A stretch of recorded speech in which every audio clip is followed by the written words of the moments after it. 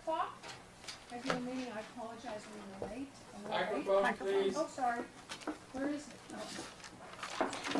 it? So I apologize for our tardiness, and I apologize for the heat. I don't understand what, I don't know. I hope it's not above something that we can do to fix it. And so I would like to, who will report out from the closed session? Thank you, Madam. Oh, is this actually working? Not very well. Okay. Thank you, Madam Mayor. The City Council did meet in closed session for the reasons indicating on the agenda under item number 2, and we have no action to report at this time. Thank you so much. So I'd like to call to, I think I already called the order. I'm so hot. I think I already called the meeting to order. At this point, I'd like to start with the Pledge of Allegiance, and your mayor will do that for you. I pledge allegiance to the flag of the United States of America and to the republic for which it stands, one nation, under God, indivisible, with liberty and justice for all.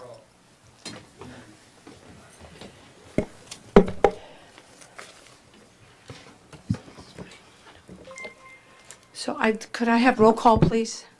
Councilmember Edwards. Present. Councilmember Cook. Here. Councilmember Hundley. Here. Vice Mayor Harrington. Here. Mayor Agramonte. Here. Do we have any comments from the public? At this time, members of the public may comment on any item not appearing on the agenda. It is recommended that you keep your comments to 3 minutes or less under state law unless otherwise permitted under the Ralph M. Brown Act. The merits of the matters presented under this item cannot be discussed or acted upon by the City Council at this time. For items appearing on the agenda, the public will be invited to make comments at the time the item comes up for council consideration. Upon being acknowledged by the mayor, please step to the podium and speak into the microphone. Begin by stating and spelling your name. I'm opening this up to the public. Do we approve the agenda? I make a motion that we approve the agenda. Second. Roll call. Councilmember Cook. Councilmember Edwards. Yes. Councilmember Cook. Aye. Councilmember Hundley. Aye. Vice Mayor Harrington. Aye. Mayor Agramonte. Aye. The motion passed 5-0. Thank you. Thank you so much. And we do have a speaker. Yes, ma'am. Ken Brown, 1396 Lubeck Street in the city of Sonoma. Tomorrow, 3 o'clock at Sonoma Grill, Sonoma Valley Cannabis Enthusiasts will be having their monthly meeting, 3 p.m., Sonoma Grill. Vintage Festival is this weekend. My oldest daughter, is coming from Idaho, and we're going to have a fabulous time at the Vintage Festival, and she's a great cook as well. I must say that I was less than enthusiastic about the council forum last night at the Democratic Club. I just don't know. Sad that Jack Ding and Jack Wagner weren't present, but I understand the rules are the rules. Thank you. Thank you. Is there anyone else who would like to speak? What the heck? Hi, my name is Mark Marthaler. I'm Sonoma resident, 146 East Spain. So it is kind of warm, and I just hope I get this message out because I'm wing it every time. But I wrote a letter and submitted it on the public record, and I kind of felt maybe if I read some of it, that would just be better than winging it. But I'm here regarding the 5G cell towers and applications suspended in Sonoma at the current time, both commercial and residential. But I'm here to bring up a point about the residential specifically, and got word from the city regarding the timeline for finalization of the residential applications to be decided on yes or no. It's already, the final decision after appeals, September 30th, 2019, that's 1 year from now. That's very important. So the problem with that timeline, but I'm also here really to urge for an urgent ordinance to be implemented in the city of Sonoma so that we can have some security as far as our health and property values go. The example of a negative impact already on property values because of health concerns is this house at 5th Street West and Mariano. It was on the market originally in mid-March of 2018 for $900,000. It went into escrow in May.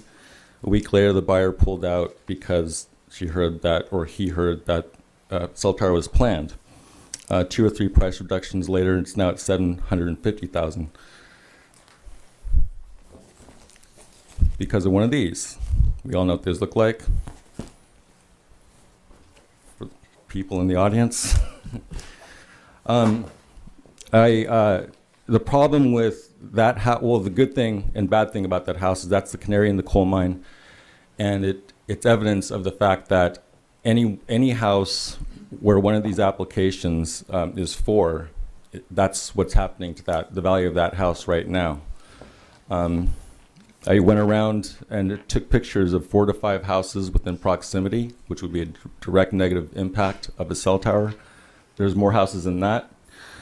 It just visual helps to realize how many houses are suffering right now because of well, I understand that the city is working very, in our best interest for this timeline, but Verizon doesn't seem to be bothered that anyone's house here that's next to it is suffering right now. I'm sorry, your time is up. Okay. Well, Thank you so my much. basic message, and I urge an urgent ordinance so that we can have some security. Thank you. Thank you. Is there anyone else who'd like to come to the podium?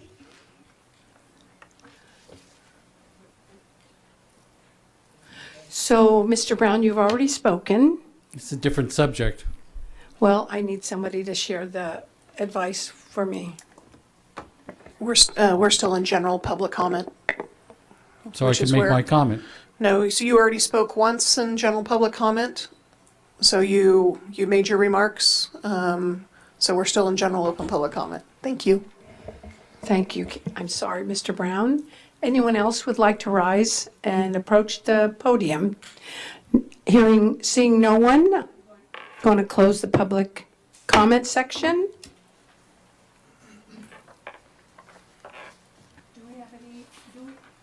Do we have any meeting dedications? None? Do we have any presentations from either the council or staff? None.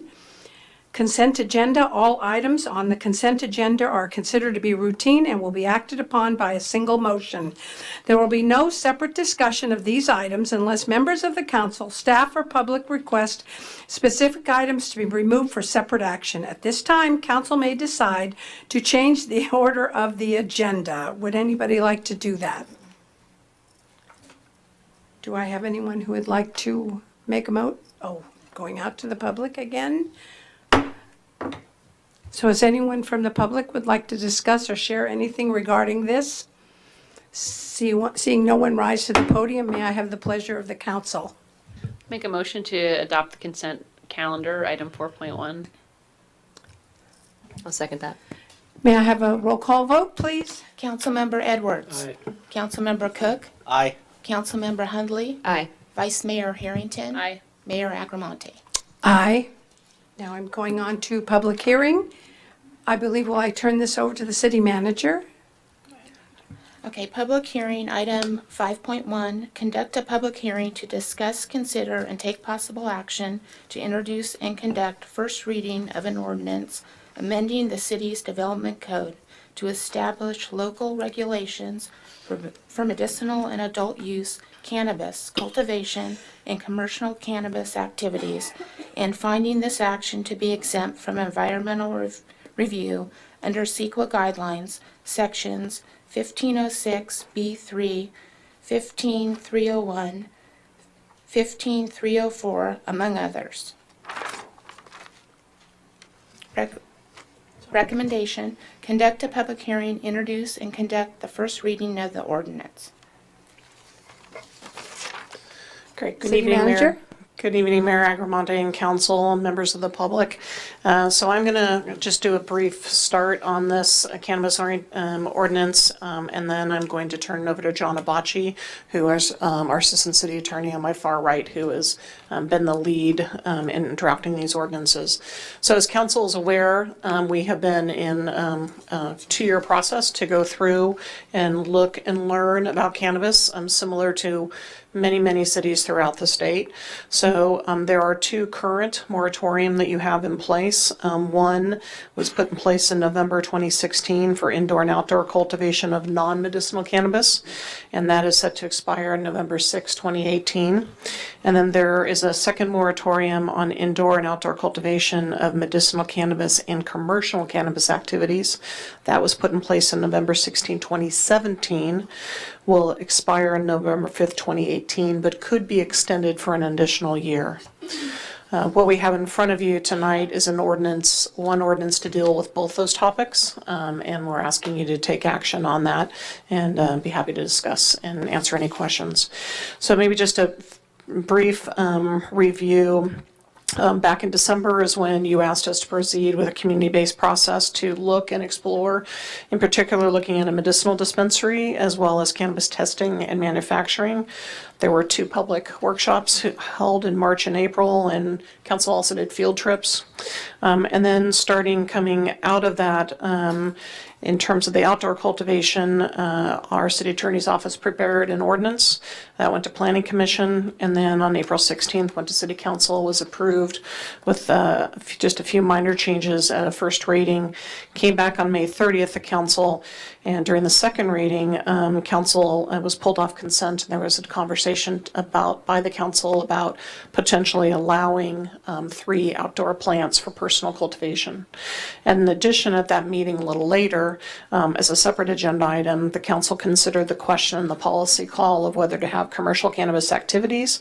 And at that point, the majority of council gave us direction to bring back an ordinance that prohibits all commercial cannabis activities. That would include dispensaries, retail, manufacturing, and testing within the city limits. So staff prepared that ordinance, which is a draft is in front of you. On September 13th, it was reviewed by Planning Commission, and Planning Commission recommended approval of that. And with that, I'm going to now turn it to Mr. Abachi, and he can walk through kind of just some of the key items in the ordinance, and then we're happy to answer any questions. Some of the general points of the proposed ordinance are that all residences or structures in which indoor cultivation, and as an example of that, other than a residence, it could be a greenhouse that requires a building permit or another accessory structure that requires a building permit. All such cultivation must comply at all times with the building, the zoning, and the permit requirements, including having a ventilation and filtration system to prevent the odors from exiting the structure. No cultivation may occur on any property that does not have a residence, including a single-family home, an apartment, a condominium, or other similar dwelling. Cultivation may only be conducted by a person that is a full-time resident of the property where the cultivation is occurring and has the written consent of the owner if it is not the owner that is doing the cultivation. No gas products, generators can be used to cultivate cannabis. These provisions are basically very standard among cities that have adopted cannabis regulations, and many of them mirror many other cities as well. The ordinance has a section for indoor, and again that would include residence or an accessory structure that requires a building permit, like a greenhouse that requires a building permit, and indoor lighting requirements as well. So there is an indoor section, and there could be up to 6 cannabis plants that would be cultivated indoors, which is also required, is an allowable amount under state law. The ordinance, though, also has an outdoor component and allows outdoor cultivation under strict requirements. Outdoor cultivation may occur on a parcel except that it would be within 100 feet of a school, a church, a park, a library, or other youth-oriented facility. Outdoor cultivation of 3 plants is allowed, and that is 3 would be included within the maximum of 6. So there could be 3 cultivated outdoors, no more than 3, and there could be 3 cultivated indoors. Outdoor cultivation shall only occur within the rear yard of the residence, and it must be at least 10 feet from the nearest property line, and also not exceed the area of 50 total square feet. If cultivation is within such an accessory structure as I've described that requires a building permit, then it must be within the rear yard area as well, and a minimum of 10 feet from the nearest property line. The yard area must be fully enclosed by a fence that is at least 6 feet in height, which does not allow for viewing of plants from one side to the other side of the fence.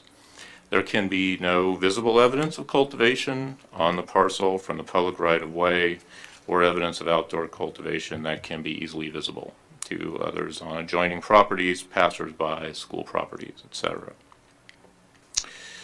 Again, accessory structures have to comply with all permit, building code, zoning code requirements. Now, the other component of this ordinance is as to commercial cannabis, based on the council's direction from the May 30th, 2018 meeting.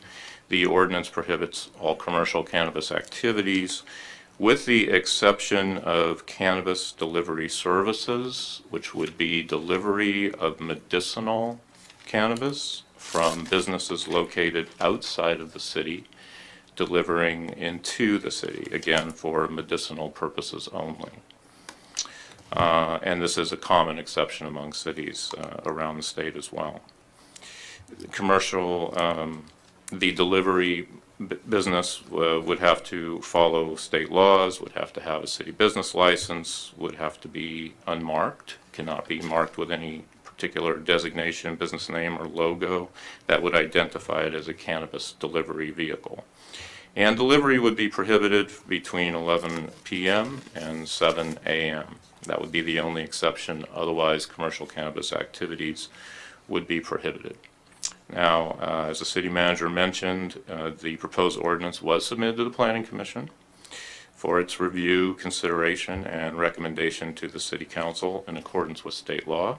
The Planning Commission did, at its meeting of September 13, 2018, take action to recommend the proposed ordinance for adoption by the Council. The Planning Commission also made the recommendation that the topics of allowing commercial cannabis activities, namely a dispensary, and outdoor cultivation on multifamily residential properties, which under the proposed ordinance outdoor cultivation would not be allowed on multifamily residential properties. The Planning Commission also made the recommendation that those topics be brought to the Planning Commission for its active discussion at a future time after the ordinance had been adopted. So there were 2 recommendations made by the Planning Commission. One was to the Council to adopt the proposed ordinance, and the second was that the Planning Commission be able to have an active discussion on allowing commercial, specifically a dispensary, and outdoor cultivation on multifamily residential properties at a future time after the ordinance has been adopted. Council has options tonight. Council can provide any final edits or changes to the draft ordinance. It's staff's recommendation that the Council introduce the ordinance for adoption at the next regular meeting. Staff is also asking for direction on whether the topics that the Planning Commission recommended be brought back to it for active discussion.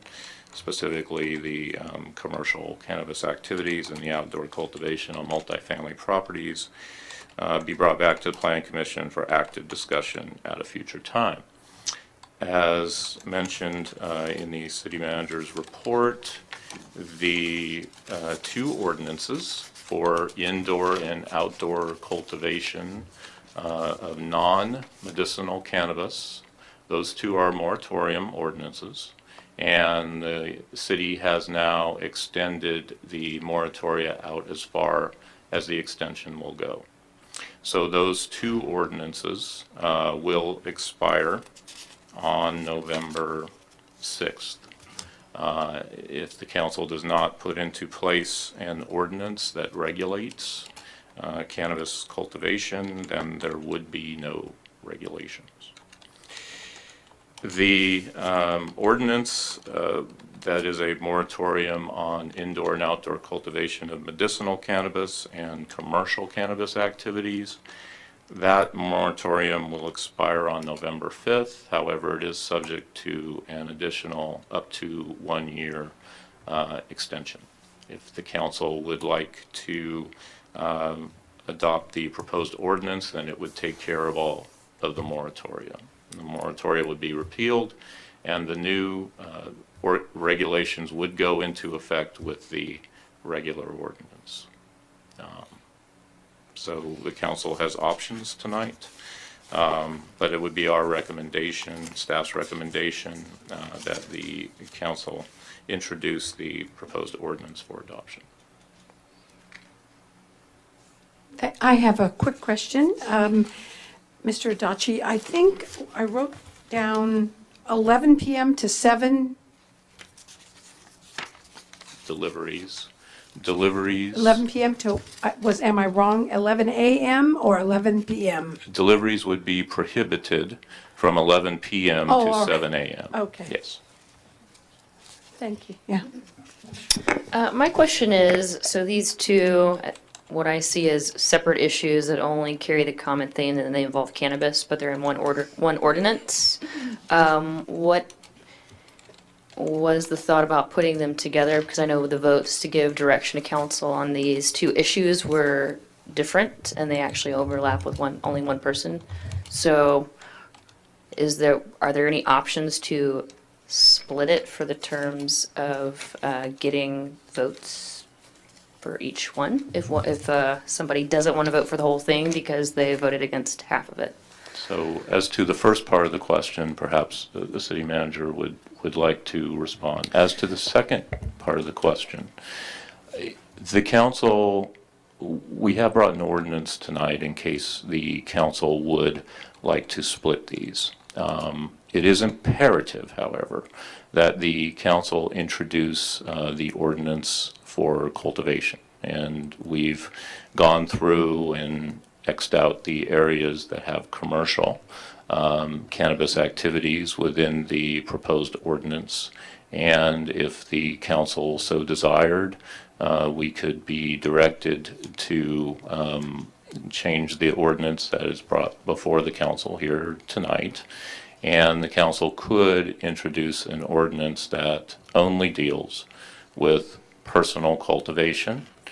With that introduction, the ordinance can be adopted at a later time and take effect before the moratorium on personal cultivation expires without an extension being allowable under state law.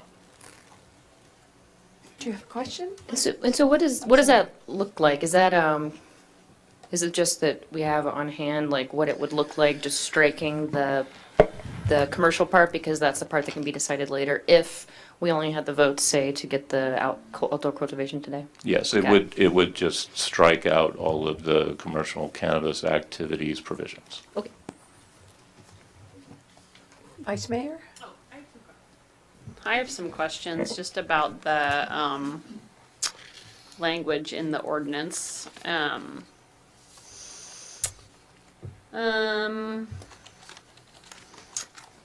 My questions are,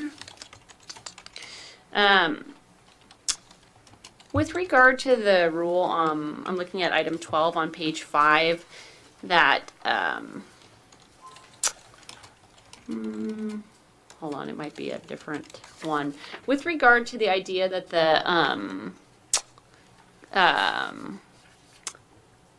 that the surface has to be impervious. I know that a greenhouse is also considered indoor cultivation, and in general, in many greenhouses, the floor of the greenhouse is open and the plant is planted inside. So is it prohibited if you have a greenhouse, you cannot plant it in the ground? Is that correct? It's referenced somewhere else. I can look for that. So the only distinction made as to greenhouses is that a greenhouse that requires a building permit is considered indoor cultivation. However, a greenhouse that does not require a building permit would be outdoor cultivation, and there could still be cultivation within that greenhouse. Under state law, that's not required. Is that correct? Under state law, what is required is that there be, and this is the language, a fully enclosed and secure structure. That cannabis cultivation can take place in a fully enclosed and secure structure on a property with the private residence, but is not defined. And so the ordinance that the council previously adopted, the moratorium, had a different definition, which was more restrictive actually than this definition of a fully enclosed and secure structure, since this definition includes greenhouses that would require building permits, because those would seem to be enclosed and secure, having permits and inspections in order to assure that. What item is it where that's defined? What number? Sure. That is in the definitions. Page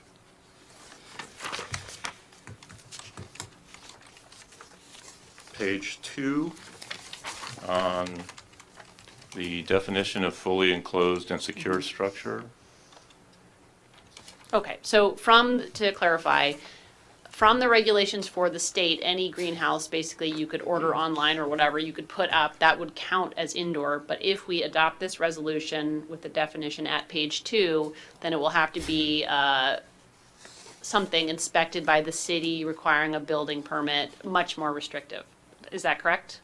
The only, if someone were to get a greenhouse that didn't require a building permit, then they could still cultivate. It would just not be considered indoor cultivation. Right. State law requires a fully enclosed and secure structure. Now, whether the greenhouse that is ordered in that scenario is one that requires a building permit, that would be the question as to whether it's considered indoor or outdoor. Okay. The answer to your question is yes. Right, I know. The second question, the second question I have is there's a lot of language in here about ventilation which would include a greenhouse, and since we're allowing about having a ventilation system and all that, but since we're also allowing outdoor cultivation, I don't understand why is a ventilation system necessary when you could grow a plant right next door to it outside? Because if it's an indoor structure, then you can grow more than 3. So if it has ventilation and filtration, you can have more than 3 plants. Okay.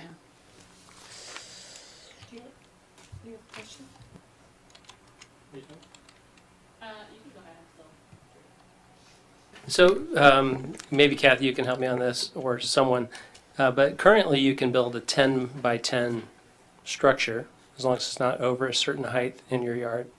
So couldn't you, and you don't need a permit for that? So that's a little quirky. You don't need a building permit for it Right. under the state building code. Whether you need an accessory structure permit pursuant to the zoning ordinance, I would have to look up. I don't think you do, but Okay. I could be wrong. I could be wrong too. I'm not even going to speculate on that one.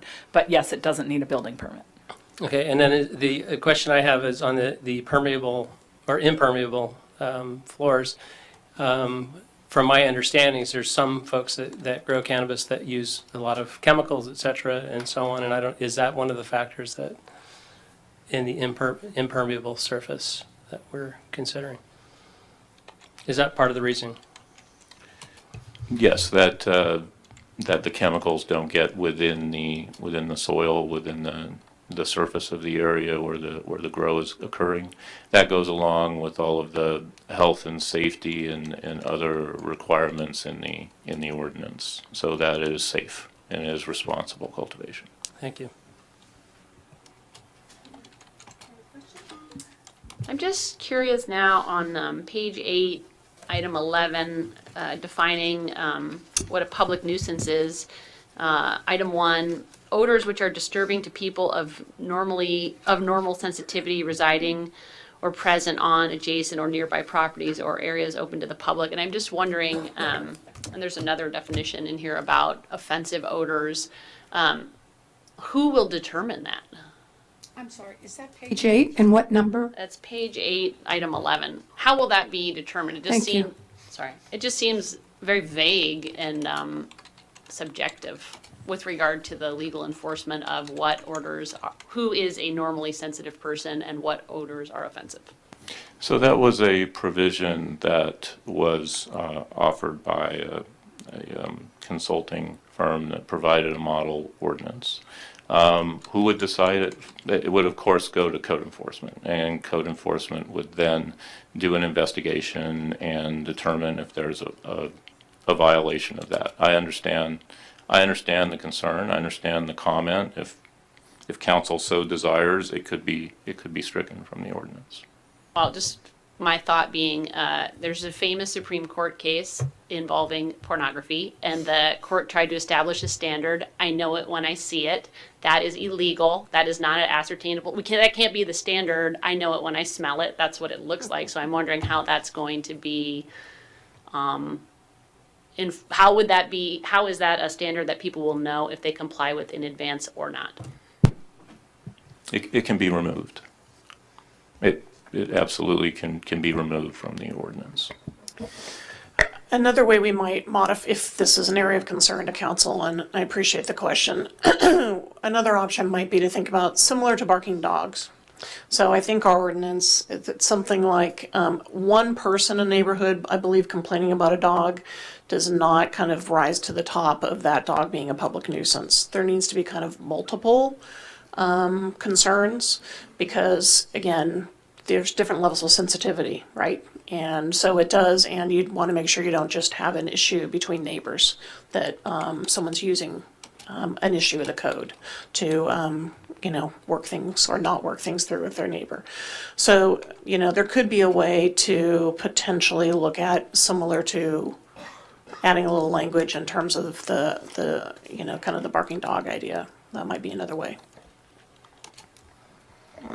I've seen with the nuisance thing that it was ordinances that would say something, could be a nuisance, but then the action itself has to go, through the court system, and then it's just like every other nuisance where, like, you just have to figure out, like, would this bother a normal person, and however they figure it out, that's what they do, and it wouldn't be a city employee having to make this weird decision. It would just be saying that this is a remedy that you could pursue, and then let somebody else deal with it that deals with nuisance cases more often than we do.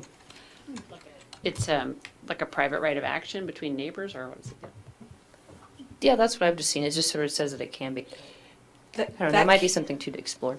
That can exist, and we do have general default nuisance provisions in the municipal code in and of themselves, dealing with what could constitute a nuisance in general throughout the code.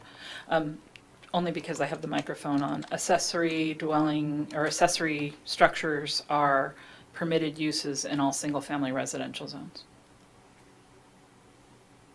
They're not permitted uses in commercial where multifamily is allowed, but single-family isn't allowed in commercial. But, I mean, if somebody is actually bothered, I've had a barking dog issue in our neighborhood, and something happened. Whoever went and visited the people had stopped, so that was really great because the poor dog barked all night. So what do we do? Just cast the person who's complaining away and say, we need to have proof of a cluster of complainers? How does that happen? I was just suggesting that as one item. Again, if you've got a a number of neighbors kind of, in your typical residential neighborhood, you might have, 5 neighbors around you, 6 neighbors. And, if depending on where it is, it may affect more than one neighbor or it may not. Again, maybe one individual's concerns and are also legitimate. So, this is kind of new, a little bit of new territory that we may have to a little bit see how it goes. And so I think part of this is, with the 3 plants outside, there is going to be some odor, and we may need to just kind of see what kind of complaints we get and how that goes. So it might end up being something that evolves and then we think, well, this is common. All right. And or maybe at some point there's other tools or ideas that other cities come up with, or we come up with some different ideas and we come back and we modify. And we, again, this is, we are putting this ordinance in place. There's a lot, this whole cannabis topic has been changing and evolving, and it may be that council needs to revisit some pieces of it as we learn more. Councilmember Edwards. So my understanding, I've received a couple of letters from folks about complaints, and they're actually afraid to file a complaint, and they want to stay anonymous, etc. And I think forcing somebody who has a complaint to have to go to court and take a day off to go to court or something like that, I don't think is a wise thing to do. It'll just cost somebody who is having an issue a lot of money and time. And I think with all of the little different things that we have in town, noise at 10 o'clock at night, barking dogs, et cetera, I think we have to have a mechanism ourselves to be able to say, if somebody's complaining, because we're also talking about, Mark, who was up here speaking about the 5G towers. So if you have a house, and I have some issues with some of the setbacks from the schools and churches, et cetera, but if you have somebody with a $1 million valued home, and there's a cannabis situation where it smells, eventually the real estate industry is going to have to get into, oh, by the way, you have to say you get this smell in September, October, et cetera, whenever it's ripe. And I think it's going to have an effect on just what's happening between neighbors. And I think we have to be very careful. We still haven't taken care of the 5th Street East grow site, that the house that's for sale, with the structure that is a full-size greenhouse that is obviously doesn't have the setbacks, et cetera. And I think I've only been bringing that up for about 1.5 years. So I'm not confident that we'll be able to actually enforce anything, whether it's indoors, outdoors, et cetera, but something to think of. I think the value of having at least some sort of remedy so that, like, if there's nothing, then once the plants go in the ground, vested rights, can't do anything about it. But if you have some standard, even if it's hard to figure it out, it's like at least there's some extreme remedy for somebody. And I disagree about civil suits. I don't think it's our responsibility to mediate every conflict between neighbors. So this is just giving people, just like if your neighbor is doing something else that's driving you crazy, at a certain point you might be able to have a remedy, but you have to go to court to do that. So generally, the declaration of something being declared as a public nuisance is optional as to public enforcement or private enforcement. So if your neighbor's conducting a public nuisance on their lot and the public agency doesn't do anything about it, you would normally have a private right of action as well. Your code currently in the municipal code in Chapter 19, which is your development code, declares as a public nuisance any structure or use. I'm not going to read the whole thing, but contrary to the provisions of the development code, or any condition of approval which is imposed on a permit is hereby declared to be unlawful and a public nuisance. So that's your overarching, everything that doesn't comply with code is declared a public nuisance by your municipal code today.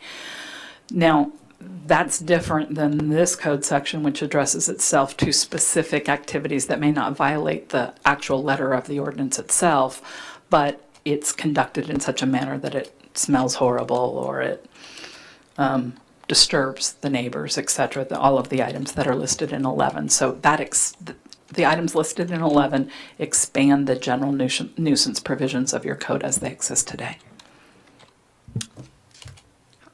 I guess I'm still thinking that the standard set forth is not ascertainable in any way, and that all of the other typical examples that we can think of are quantifiable. So for noise, we know how loud things are and what is excessive noise. For a barking dog, there's times of day and times of night where we can say this dog has been barking for 5 hours. It's X numbers. There is no ascertainable standard that someone can come up with what is an acceptable odor and what is not we don't have an odor scale. I mean, how would one know whether or not it was offensive other than subjective means? And if we allow 3 plants, and you have that number of plants, one would assume there would be a similar odor. I don't know anything about growing marijuana, so I don't know the answer to that, but one would assume that there is a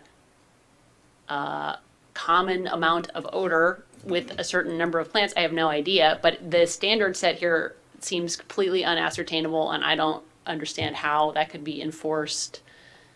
Just in terms of making law, it seems like bad law because there is no method of measurement other than your subjective taste, which varies wildly. That would only be that subsection, correct, in the paragraph? That one, and then it's referenced on other parts of this ordinance. I know we still have to do public comment, but this, which all plants aren't the same. I mean, if you've seen a commercial grow, the tree, I mean, they can turn into trees that are 6 or 7 feet tall, so they can get really big. And it's a lot different between your little 3-foot tall little potted plant that you have and then something that grows to be pretty substantial. And the smell coming from 3 little plants will be far different from 3 6-foot tall plants. So I do think, and my thought with all of this is I do want to sort of like try to reduce neighbor conflict because I want this to be successful. It's just a matter of figuring out, what's a reasonable thing that people would want to grow just for themselves, or what would be the limit that someone who, say, just wanted to have 3 really big plants because you can, I don't know, make money off of them, and then it would sort of, the whole program would be in jeopardy because then I don't know, I feel like people would push back on it. So I think it's something that cities are probably still trying to figure out as far as the smell goes, or if it's something with, sizes. Is there a distinction between something that this is what most people would want to grow, and then this is what you could grow, and then sort of draw a line there? That I don't know about. Well, and I think that's part of what we put in the ordinance was saying that, the plants can't be above our typical residential 6-foot fence. So trying to make them be smaller is one way to reduce impact and odor impact. Making them, 10 feet away from each fence puts it more in the middle or kind of off, directly off someone's and maybe not as close to their air conditioning unit. That type of thing, right? So there were a variety of things when we looked at different ordinances, we tried to structure in a way to reduce the impact of a neighbor who might not want to have this kind of smell. So, you could further restrict the height of the plants if you wanted. So I'm not sure that there is, we looked at a number of ordinances and a number of and I share the concern, Vice Mayor Harrington, because it's quirky. Because there isn't some nose czar out there, right, smelling this and making a determination. But if someone does, odds are if it's affecting one neighbor, it may be affecting another neighbor. And odds are if you can walk into the house and smell it and that person can't kind of enjoy their home, that maybe is another level. And we may need to put together maybe some administrative kind of protocols that sit underneath this or something. And I don't know if legal wants to speak to that, but Oh,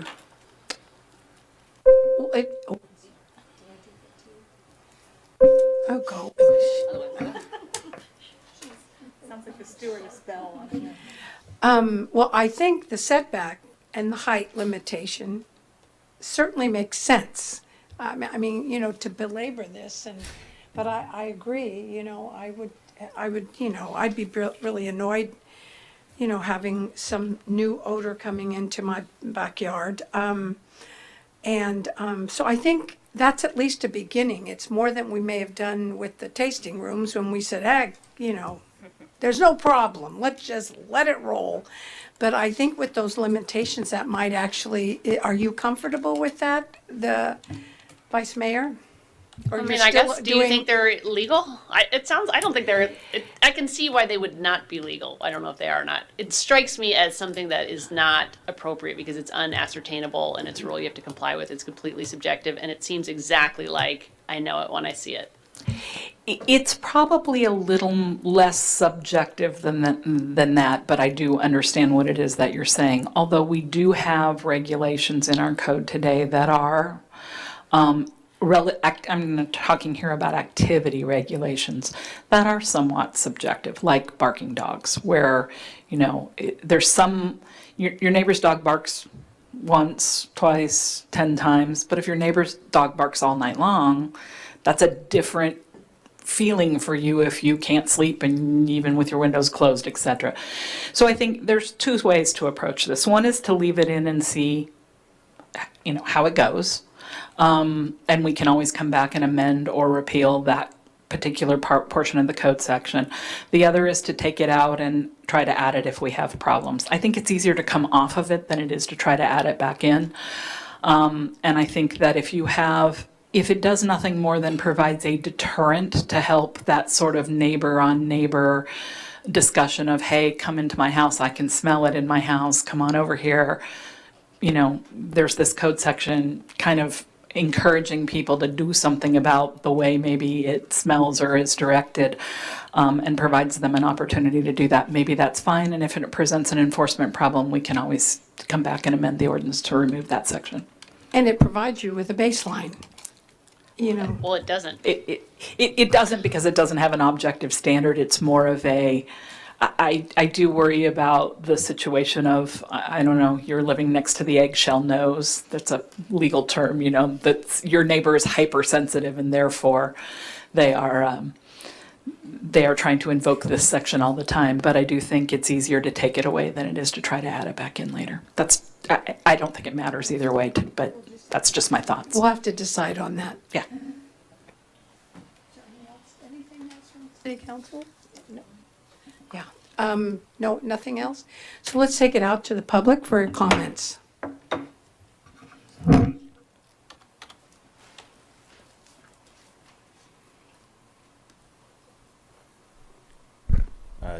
Jack Wagner, West Napa Street, candidate for City Council.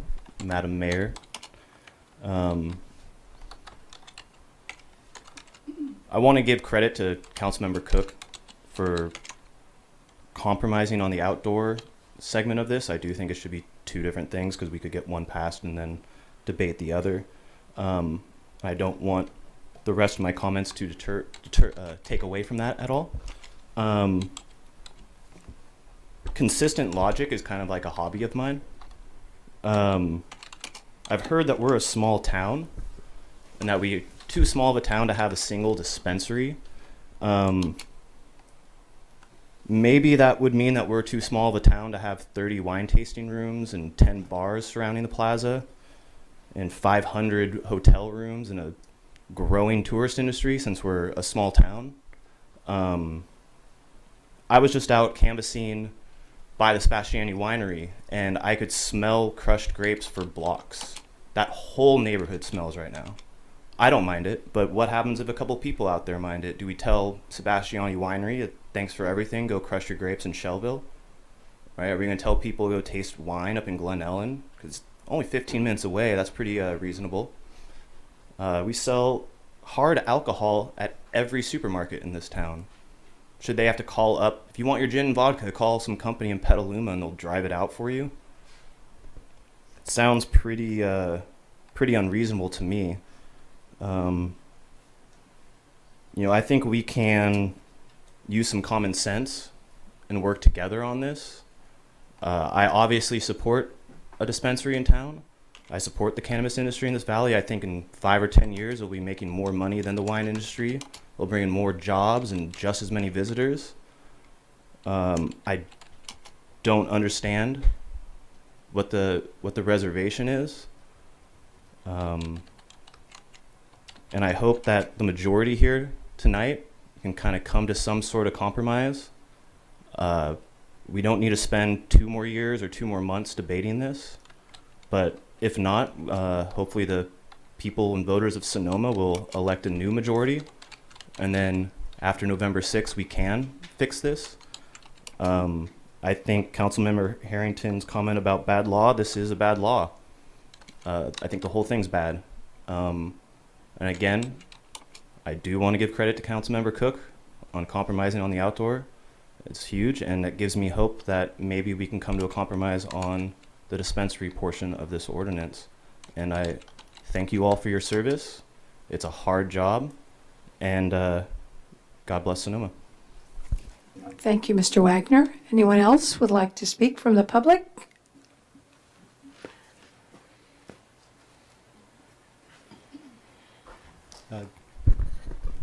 Sounds way too low. Good evening, Council. Chris Petlock, 426 Napa Road, Sonoma. I think under Prop 64, we were all expecting quick resolutions and reasonable regulations from these local cities.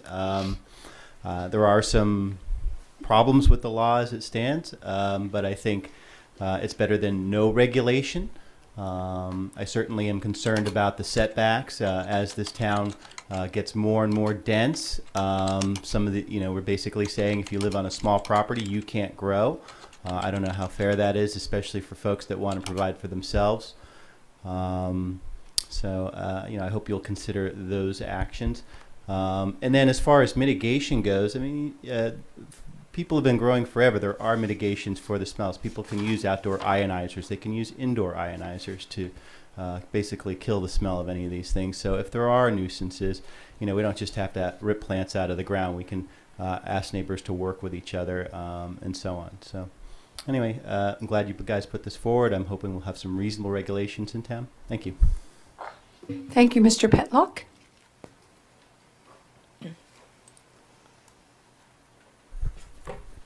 Ken Brown, 1396 Lubeck Street. I too am grateful for the change in votes on the outdoor grow.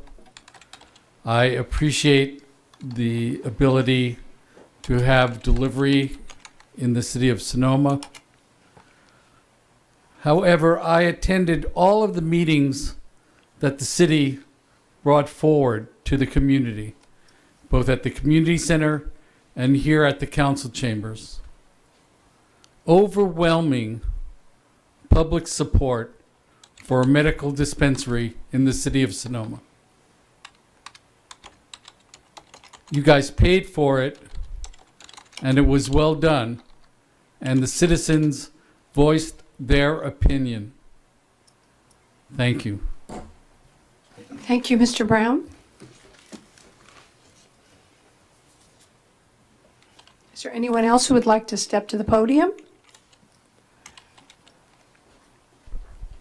Jack Dean, 859 Pearl Street, City Council Member candidate for year 2018. Thank you, Mayor Agramonte. Thank you, each council member. As to this issue and cannabis related, I have been struggling for a long time. And also, I will give the credit to Councilmember Cook. I give the flexible treatment for the outdoor. As to the dispensary and the store in this town, I have my personal opinion. And also, I will explain it from the technical way. Because federal law still doesn't talk with the state law.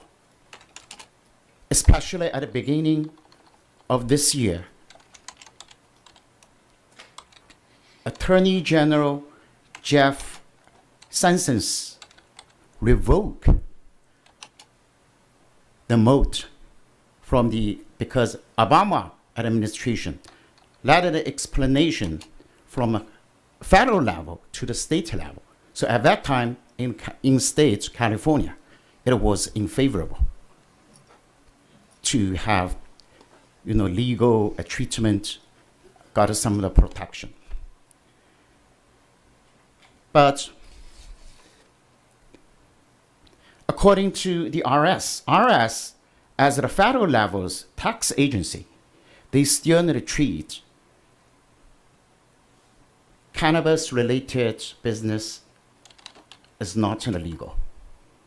So this kind of situation changed dramatically. So that here I would like to remind our local and small business owner, you should consider hidden the risk. I do have some of the cases, RS audit you. They allowed you to report to the all income, but they don't allow you to make any business deduction for employees' salaries, rentals, and even auto expenses. For me, personally, I would like to see our local business owners to win. If you are gotten an unexpected tax bill from the IRS, that will be financial liability is 500 or 1,000 times. So we should consider this is a hidden risk.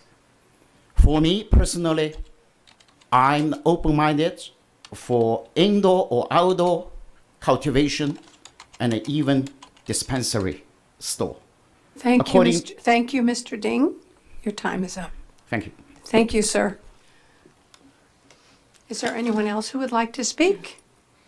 Seeing no one rise and step to the podium, I will close public. Bring it back to the city council.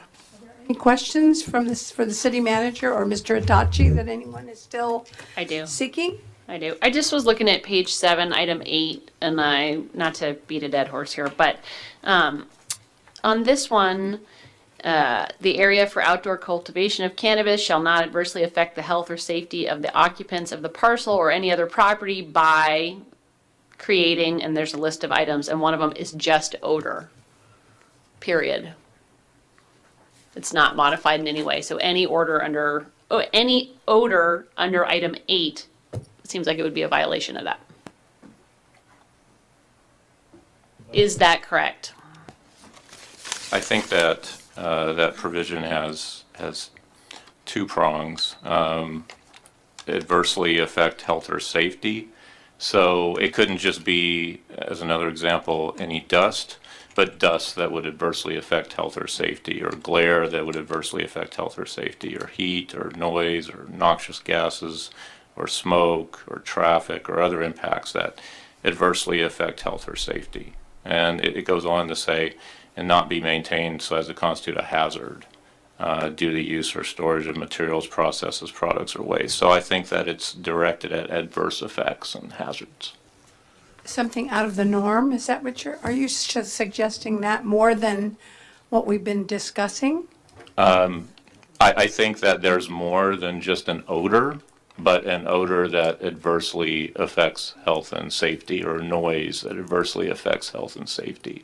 That's the standard. Thank you, Mr. Cook. Yeah, I'll go ahead and start on the comment and getting through this. I like this ordinance. I read it. I want to congratulate staff. I know that the legal team has went through a lot. As far as removing number 11, I have no problem with number 11 because I believe that you have to have some language in there when there is a neighbor-to-neighbor call. Without it, you probably wouldn't be able to get that enforcement in there. And I've explained through this whole process of cannabis. Cannabis is something new to California as far as going on the legal side. I think that the city of Sonoma is doing a major step. I like having both together in this ordinance. And, regarding the dispensary,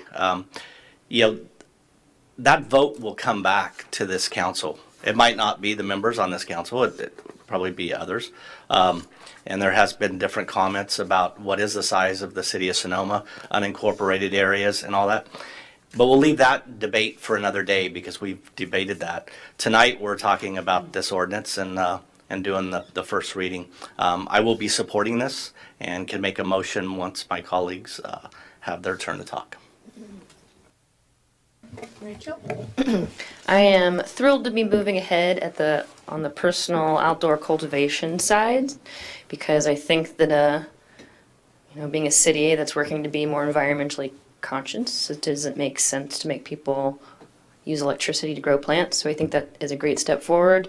I am sensitive to wanting this to be successful and trying to have this in a way that we can minimize negative impacts as we move forward and figure all of this out. But I think this is a good start, and I think this issue in itself will evolve, and we will learn more about it and hear more about it. So that part I can support. Unfortunately, I cannot support the permanent prohibition on commercial cannabis businesses, which is why I would like this ordinance to be split. Otherwise, I will have to vote against both of them, because I strongly believe that the city should be moving forward with having a local dispensary. Gary? Oh, sorry, Amy? Well, I'll echo Councilmember Hundley's comments. I'm really glad that we're moving forward with the personal cultivation ordinance. And likewise, I don't support a permanent ban on commercial activities, and I couldn't support an ordinance that contained both of those items. In terms of the content of this ordinance, I do wish that we had more time to kind of hash it out. There's some aspects of it I think that are burdensome with regard to cost that are not necessary. So, for example, requiring a building permit for a greenhouse. I, at different times in my life, have been a big gardener, and I don't think it's necessary with regard to a greenhouse that it be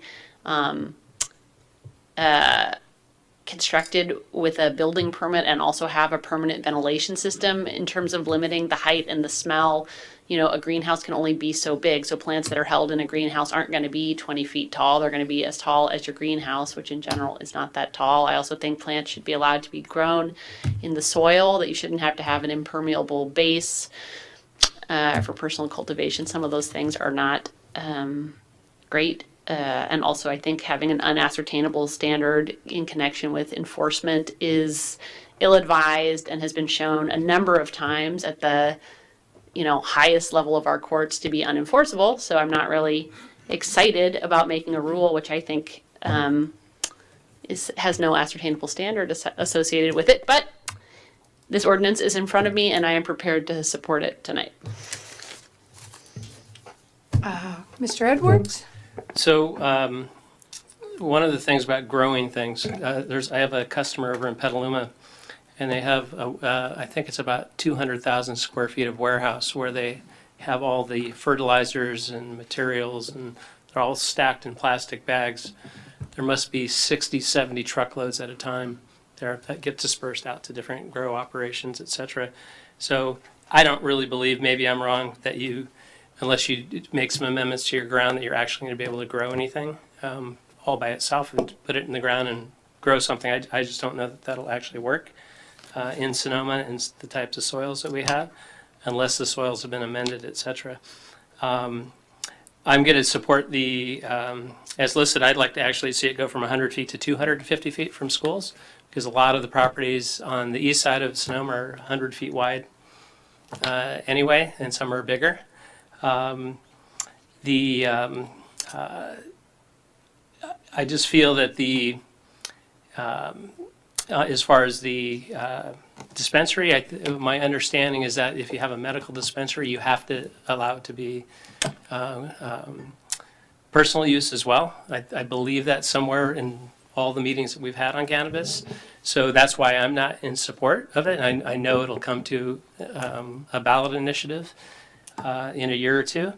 And so I'm not going to support it. I will support this. I'm not in favor of outdoor grows, because I know that, as we've talked about many times, there's not going to be any enforcement whatsoever.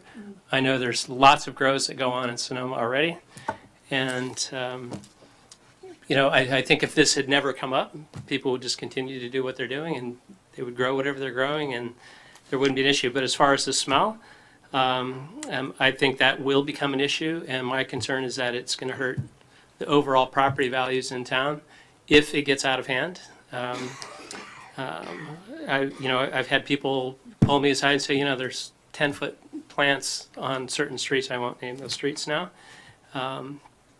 But and they have issues and stuff smells, and, we don't feel like we can do anything about it.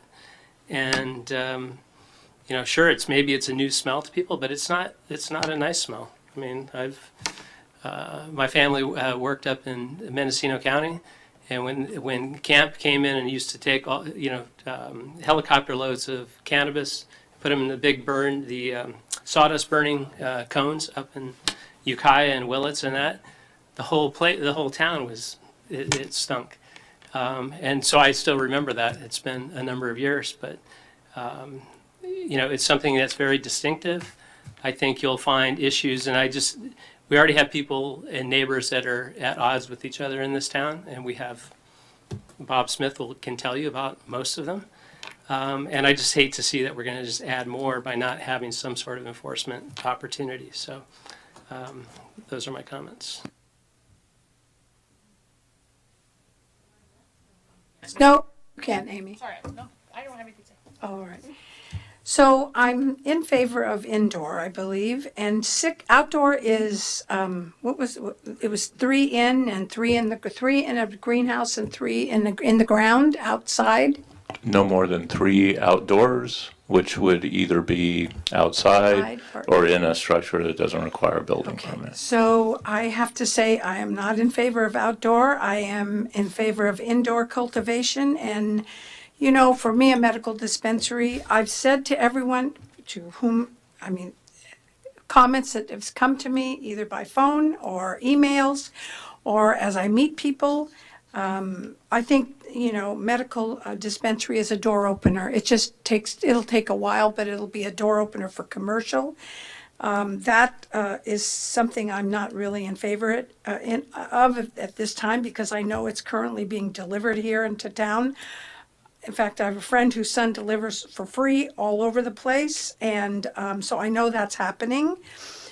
So that's it. I'm good for indoor, not outdoor, and no on dispensary.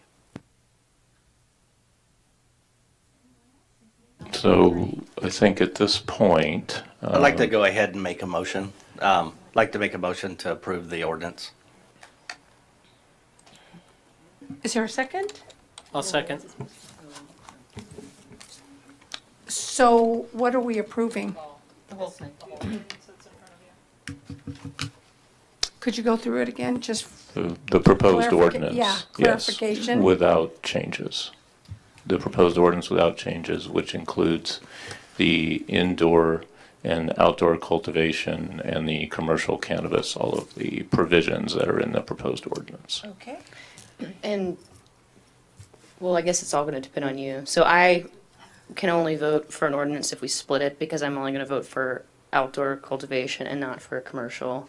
And so I think what I heard is that this is going to fail in a 2-3 vote, and then we'll split the ordinance and vote for it that way. But I think there's been a motion called for, and I don't want any discussion until the vote. So I'm calling again for the vote. Call for the question? Calling for the question. well, that's not how that works procedurally. So is there a second on your motion? Okay, well then. Oh, I'm the one that has to say this. Roll call, please. Councilmember Edwards? Aye. Councilmember Cook? Aye. Councilmember Hundley? No. Vice Mayor Harrington? No. Mayor Agramonte? Okay, I need clarification again. Are you talking about this, if I say aye, this is with a dispensary? No. No, it would be the, yes. All right, then aye. Did I say? You know what? It's kind of tough running a meeting, listening to comments, and having to make a decision. So I apologize. Yes, that's right. Thank you so much, Mr. Ken Brown. Thank you for exiting because it's appropriate. Well, then it's no. I'm sorry. I'm not for outdoor cultivation. Could we have again, as the moratorium is expiring, the other option would be a ordinance that would have only the cultivation, the personal cultivation provisions that are in the proposed ordinance, and would remove all of the commercial cannabis activities provisions. And it would just apply to personal cultivation. But can we have the city clerk call the vote tally since there was a yes and a Yeah, no? there was a vote. What is the vote? I know. Can you please say the vote? The vote, The motion fails. the motion failed 3-2. Thanks. Just to make a record. Well, 5 voted. It's failed 2-3. It failed 2-3. Yeah, it failed 2-3, but The that's motion, fine. the motion failed 2-3. So I think if we could, Madam Mayor, take a couple minute recess so that we could Reevaluate. guide you through the split of the ordinance. Okay. Which sounds to be the council's desire. That sounds great. For a second potential motion. Thank you. I wish I was out in the audience. It's much easier. Thank you. Maybe 5 minutes? Okay.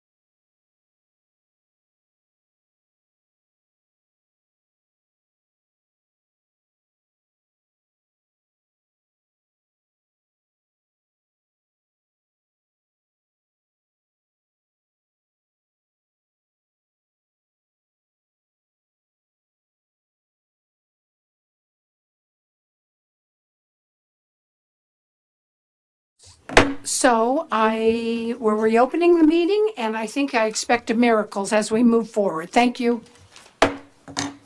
So during the break, we have distributed for the council and for the public 2 versions of an ordinance that would separate out the cultivation provisions from the commercial provisions in the proposed ordinance. One version shows the changes, which I will go through in a minute, to take out the commercial cannabis provisions from the ordinance. And the other ordinance is a clean version, which just shows the changed, the amended ordinance as it would read without the commercial. So if you could all look at the title, the version that I'm going to refer to is the title that has the line going through and prohibiting commercial cannabis activities with an exception for medicinal deliveries. And That where is that? line, Where's your second one? This is supposed to be my second one. Oh, there's two. that line, Everything here is stricken. and Got then it. This is no, this is the clean copy, and that's just showing. All right, thank you. that line indicates the change title, taking out the commercial. And so that is going to be the version that I'm going to go through just to explain the changes that have been made in this ordinance. So there is section 1, which is definitions. Definitions continue. There are no changes to the definitions section. On page 3 starts section 2. Section 2 includes section 1950.032, cannabis activities. Subsection A is for personal indoor cultivation, so that remains the same. That subsection continues through page 4, continues through page 5, and then on page 6 in the middle of the page, there is the personal outdoor cultivation section. No changes made to that section. That remains the same. That section continues on page 7. It continues on page 8, and then you will see in the middle of the page, subsection C was commercial cannabis activities. All commercial cannabis activities are prohibited. On what page, 7? On the middle of page 8. This on the other version, this part is cut out. Okay, so it's not there? Right. Oh boy, this is fun. 8 of that one, Subsection C. and then that 8. This part So this been is changed, out, and then this is the version with it the out. new, okay. So the strike through shows that that entire commercial cannabis section has been deleted from the amended ordinance. Then section 3 goes to Exhibit A, and I'll get to that in a second. Below that is section 4, the repeal section. The city's urgency ordinance has provisions for both personal cultivation of medicinal Page 4, cannabis section 4. and, sorry, We are, nope. Here. Just in the, Section 4, here it's here, but then on this one, it's at the bottom. got it, thank you. So the original ordinance merely said that the moratorium on commercial cannabis activities and on medicinal cultivation was being entirely repealed because the proposed ordinance was going to replace that. The change here is, in the underlining, shows that there are just those portions of that moratorium that would be inconsistent with the amended ordinance, which are the cultivation provisions. So we added language in there that would merely repeal the cultivation provisions in the existing moratorium, but would leave the commercial cannabis activities provisions alone, so that those portions of the moratorium would continue in effect. That's the reason for the added language in that section. Then on page 9, section 5 is environmental findings. There's no change. Section 6 is severability. And page 10, there are no changes to any of the closing sections. On page 11, these are the use tables that are in the zoning code. And you will see at the bottom of page 11 that the sections for commercial cannabis activities have all been lined out. They continue to be regulated and prohibited under the moratorium. So the amended ordinance will not affect that moratorium. And then that is also true on page 12, the commercial cannabis activities section at the bottom of that table 2.2, also lined out. Same is true for page 13, the commercial cannabis activities in the middle of the page. All those sections are lined out. Also on page 14, near the bottom, that is lined out. There are a couple of notes, note 4 and note 6 on pages 13 and 14. Again, the commercial cannabis and delivery is all lined out so that the amended ordinance will have no impact on those activities. And then finally, in page 15, in note 3, again, the cannabis delivery services is lined out. So that is how we've divided out the cultivation and commercial provisions for the new, for the amended ordinance.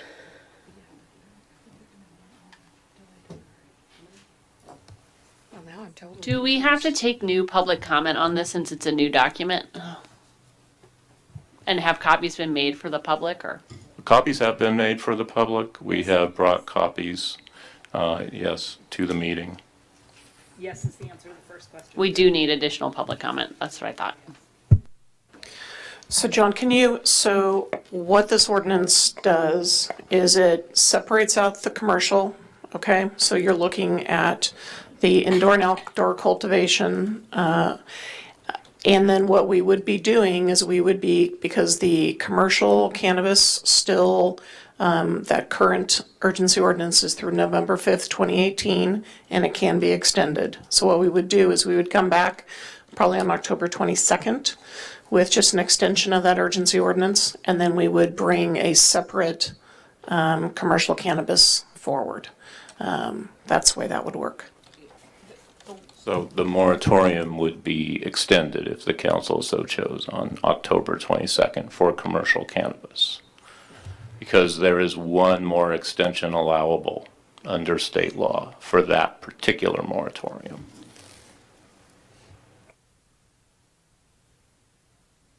Does anybody have a question on this confusing thing? Just a quick question.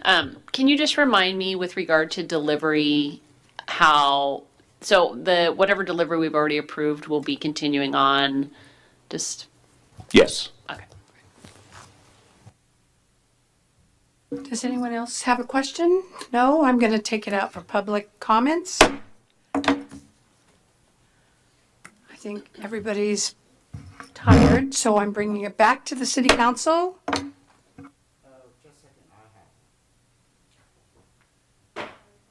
Thank you, Mr. Ding. You're approaching the podium. Thank you again, giving a second chance. I look at the draft copy, amended copy, this one. I read a newspaper last time. Dispensary delivery service, I think it's allowable, but right now here you already deleted. Is that in compliance with the last time, or? Was? So there is a moratorium that is in effect which allows delivery of medicinal cannabis from businesses outside, that are located outside the city, delivering medicinal cannabis to residents inside the city. That remains in effect. That is still allowable under certain terms and conditions of the existing moratorium. All right. So if any, deliver in a vehicle, any required, or the private or personal deliver, or? Must be personal delivery. All right. The delivery truck cannot be marked to show it's a cannabis delivery truck. So it's the very same conditions that were in the proposed ordinance. All right. Thank you. Thank you, Mr. Ding. Anyone else from the public want to comment? Seeing no one, I'll close the comment section and bring it back to the council. So to clarify, the default now on delivery is the moratorium. So we don't have permanent delivery, we just have what we've had before. Right. Saw this Under the document. moratorium. I would like to make a motion to have the first reading, to introduce an ordinance of the City Council of the City of Sonoma amending Title 19 of the Sonoma Municipal Code by establishing definitions and standards for the personal cultivation of cannabis. Second.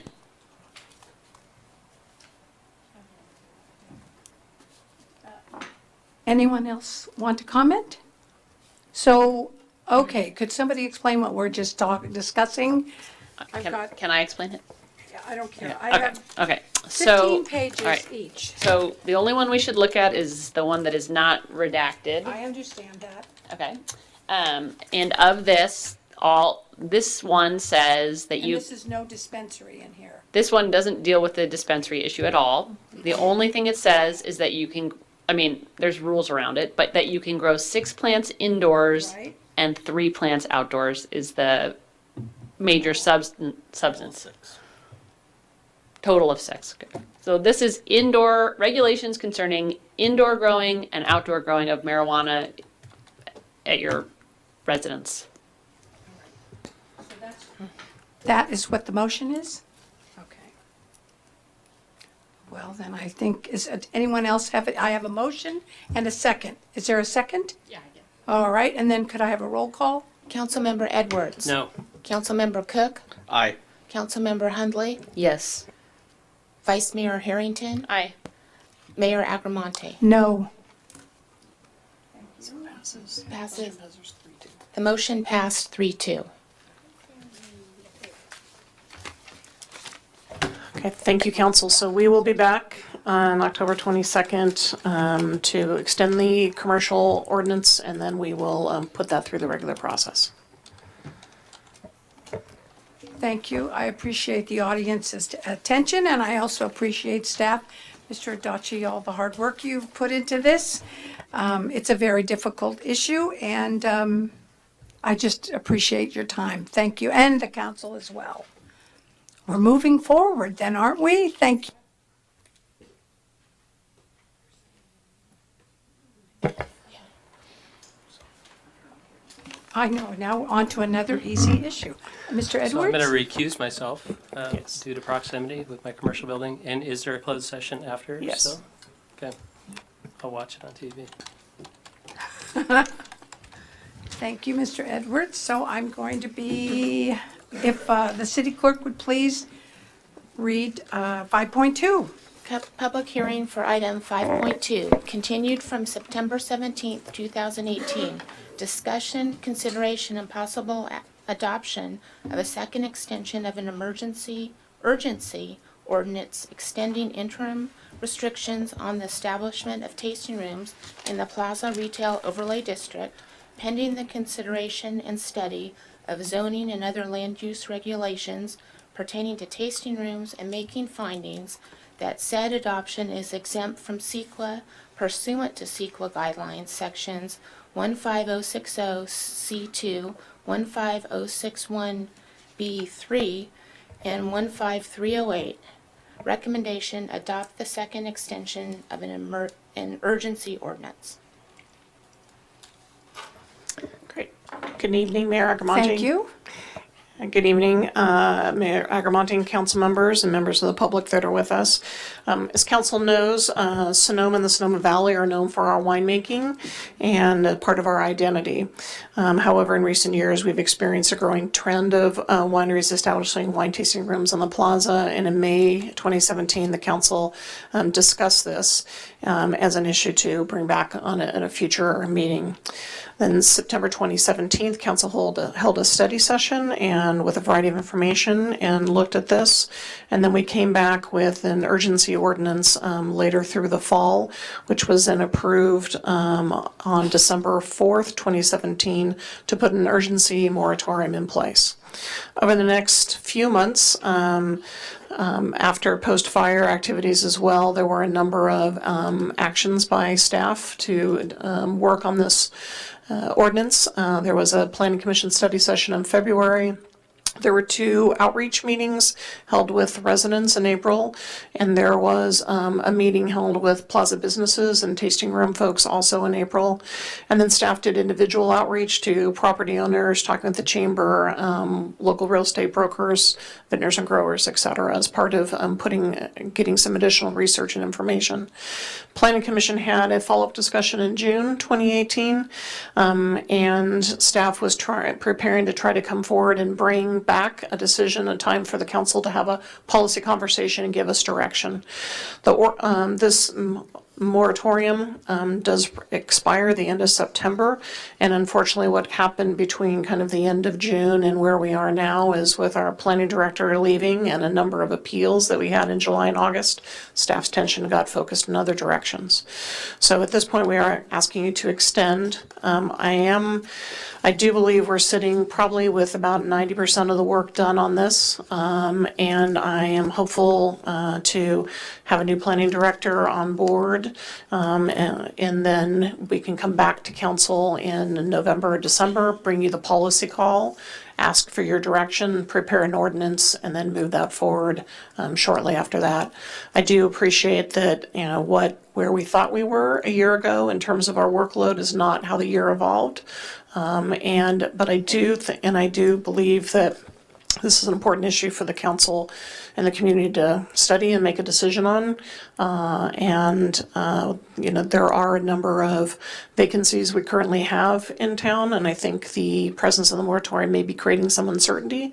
So I do think it's important to call the question and bring it back to council as soon as we can. So my recommendation is you do extend the moratorium, and then we come back in November, December to get your policy direction and then put together the draft ordinance. So happy to answer any questions. Are there any questions from the city council?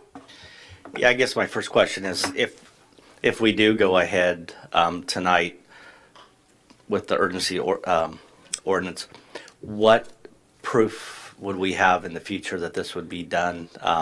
This is a question for legal, can we put a timeline tonight saying that it has to be at a certain point in time, like November 20th? So 2 things this evening that you can do. One, certainly you can provide whatever direction to staff that you want to provide, and as you always can, and sort of lay out to staff what your expectations are and the timeline for bringing forward the substantive regulations, both in terms of the options that are available to the council, because there will be options, so you'll ultimately be looking at it from a policy perspective. Here are your options for these for ongoing regulations, and then a substantive ordinance itself. You have a secondary option available to you that would be you can pick whatever end date you want to pick relative to this moratorium and shorten the end date if council so chooses. The difficulty with shortening the end date, of course, is if you don't meet it, you don't have another opportunity to extend it. So that's a hard line that if in fact council has some concerns when we bring forward the options and it takes a couple of weeks or a month longer than you expect it to, you could run the risk that the moratorium would expire. But you have both of those options, direction to staff or shortening the end date in the moratorium in order to hold us to a schedule, so to speak. Just to, the actions that we need to do to finalize this, council needs to give us a policy direction. And what the prior planning director and I had been working on was kind of a spectrum of options from least restrictive to kind of more restrictive, so that you had some options to consider. And so we bring that forward, we get policy direction. I believe we could probably do that in one meeting, but then we need to go to Planning Commission, and then it needs to come back to council and go through the first reading, second reading, and then adoption. So it's probably a minimum of 3 to 4 months to kind of from the time you move through that, and then we've also got some holiday times. So if you get it too tight, just because we're doing an ordinance, it does take and we need to go to Planning Commission, it does take a series of steps. Thank you. Do you have any Correct, comment? and we also just saw one other thing, and we do have a 20-day notice requirement that for the ordinance. So we've got to notice it 20 days before we can bring it to the planning commission and notice it 20 days before we can bring it to council. So those are just pieces that also can lengthen. Looking at dates. Okay, so are there any other questions from the city council? Any comments? None? Then I'm going to take it out for public comments.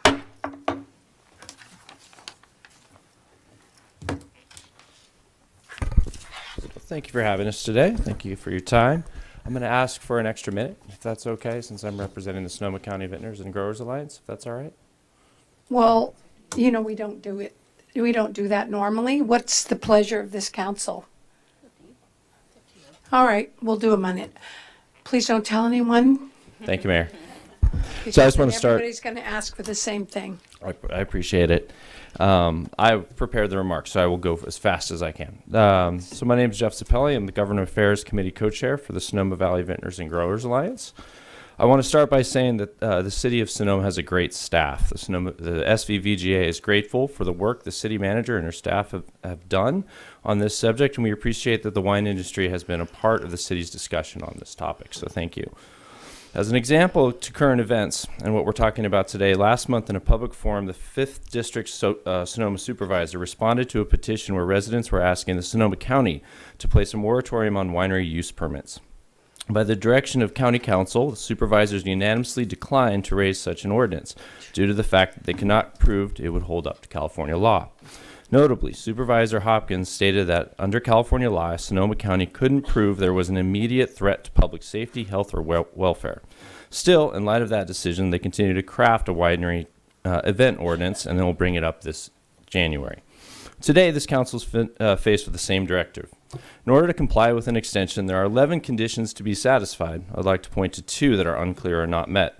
The first states that continued approval of the development must have a specific adverse impact on the public health or safety. That means there must be a significant, quantifiable, direct, and unavoidable impact. There needs to be proof that tasting rooms overrun other businesses, that rents are increasing due to influx tasting rooms, and that moratorium on tasting rooms will provide safety for other business types to grow in the Sonoma County Plaza overlay. There is no evidence of any of this. We've had 2 tasting rooms close, rents continue to increase, and city staff stated that vacancies are up. There's no evidence that tasting rooms have ever created a quantifiable threat to public safety or welfare. The second point is the city must demonstrate there's no feasible alternative or that the less burdensome or restrictive effect is available in order to protect public welfare. In the prepared remarks, the city staff has offered alternative options are possible, and previously the city has shown that other cities have enacted tasting room facility regulations without the needs of an urgency ordinance. Those cities include Healdsburg, Yountville, Carmel, Los Olivos, and Calistoga, in addition to the County of Sonoma's current events process. In lieu of quantifiable direct impacts, the reason offered to continue this moratorium in the city's remarks is that the planning department needed to shift its staff focus to working on a number of development appeals, and there was not enough staff to complete the review prior to the moratorium deadline. The wine industry believes the city. We actually think that the city manager needs more resources. However, it's not an impact to public safety that is caused by tasting room facilities and would not hold up under California law. On the other hand, the wine industry can provide examples of being harmed. News articles written about the moratorium cast a negative light on the tasting room facilities being unsafe for public welfare. Local social media boards continue to disseminate negative and false information about the moratorium and wine tasting facilities. Tasting rooms and the surrounding plaza businesses have seen a decrease in business. Tasting rooms 2 tasting rooms have closed while the moratorium was in effect. My businesses has neighbors videotaping our patrons, heckling, voicing their opinions during business hours, and we've been vandalized twice, all after being in business for over 9 years with no public complaints. This is who we are. Our local wine industry was founded in Sonoma in 1812 as grape farmers. Following Prohibition, owners began making their own wine from their vineyards, and those wines were sold to distribution partners. As the recent recession forced businesses from the town plaza, it allowed the wine industry to further evolve and make tasting room experiences more special by opening direct sales channels and direct relationships with our customers. This allowed smaller wineries to compete with larger wineries and expand the family-owned and operated businesses in Sonoma County and the town of Sonoma. It should also be noted that this evolution has financially helped Sonoma with increased revenues. The wine industry in Sonoma County is responsible for more than 54,000 jobs, $125 billion in wine-related tourism, and an additional $13.4 billion in local economic revenue. Thank you very much. With the Thank extra you. minute? Thanks. Thank you. Any other comments from the public?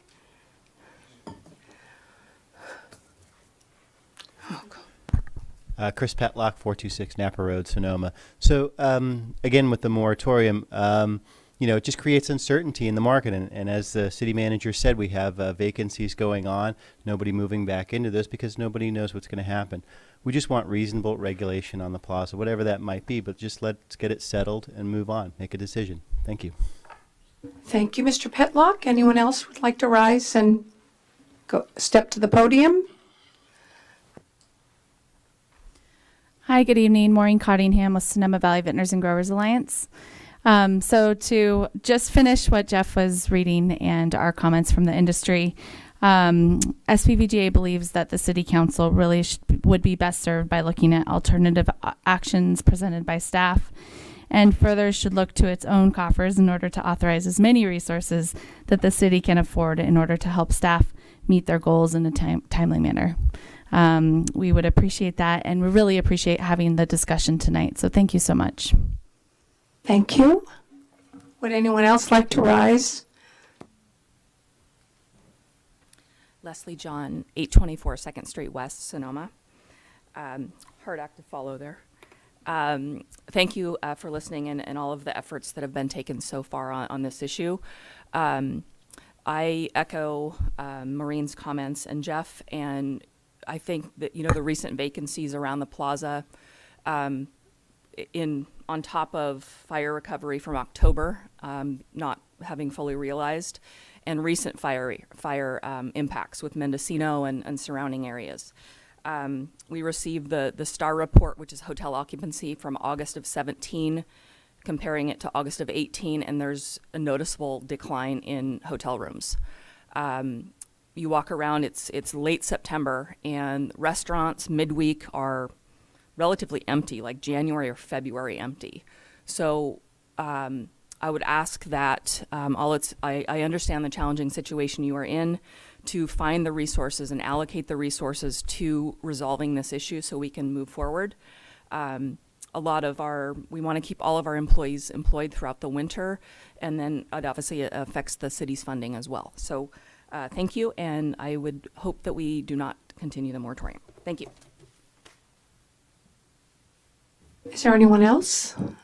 Seeing no one approach the podium, I'm going to close the comment session. Any comments from the council? Okay.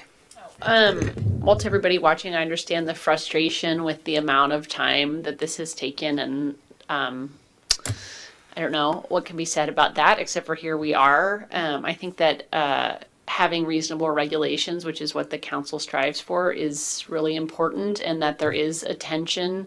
There's some tension between the industry and the community, and that with appropriate regulations that can be eased so that people know that the city is on top of what tasting rooms are opening and have some reasonable regulations around that. So I guess I could say I appreciate your patience in as much as it's being forced on you. And I do support extending the moratorium. Book. Well, I'll start out with, it is frustrating. I've talked to a lot of people about this.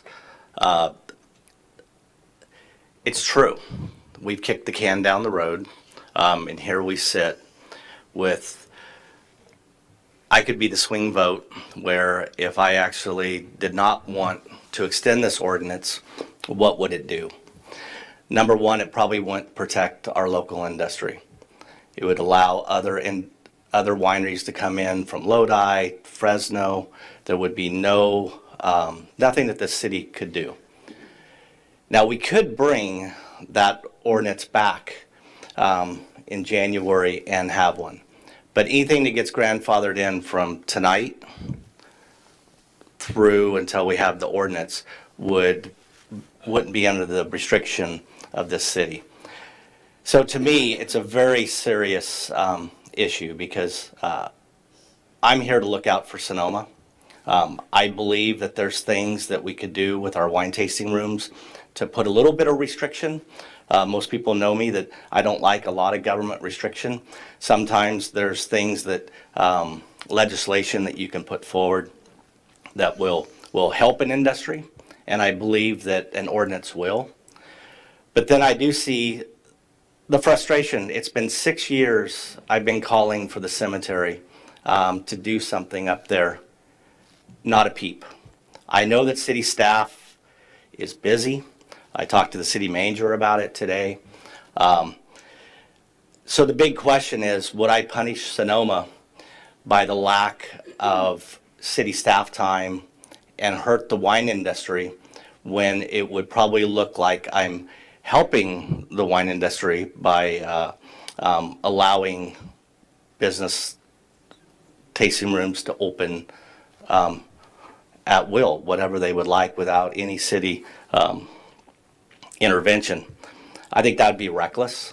But with that said, I didn't even like the timeline I just heard, 3 months, because I know when I was sitting in the meetings talking about this urgency ordinance, it's happened with cannabis, it's happened with this wine tasting room, and it's hard. We need 4/5 of the vote tonight, and we have one recusal, so there's 4 of us that have to vote aye to keep this in place.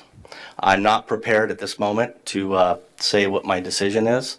I'd like to hear my colleagues speak, but I hope that this is a message that is heard strongly to everyone, that I am tired of the excuse of not having enough city staff when there's consultants all over. I've talked to people in the industry. We look at the numbers that happen, and on both sides, Councilmember or Vice Mayor Harrington said that there's a little friction between the community and wine tasting rooms. There is a little bit of friction, but there's a little bit of friction between cannabis and the residents. There's a little bit of friction between the people who ride bicycles and people who drive cars. So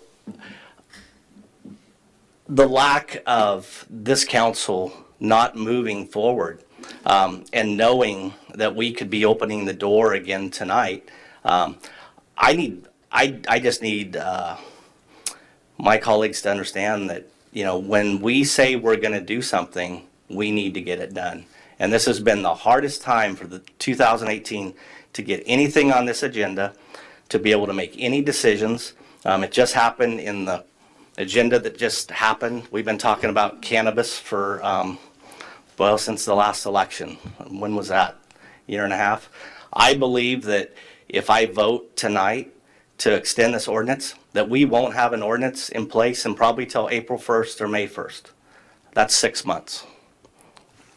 So I'd just like to listen to my colleagues. Well, thank you so much. I was in the audience, you know, years ago when this was enacted, and here's the story. A very nice young man got up and said, I don't have a facility for a tasting room, and a tasting room would enable me to have a wine club, which I think is wonderful. And the council said, okay, this is good. People got up and said, how are you going to control the amount of wine tasting rooms? They said, don't worry, the market will do that. We have an artificial market here. There is no market here. And so that didn't do it. So that was wrong. They never set a limit. That was wrong. And I've learned so much from Councilmember Cook, because people even said, we should only use Sonoma County grapes.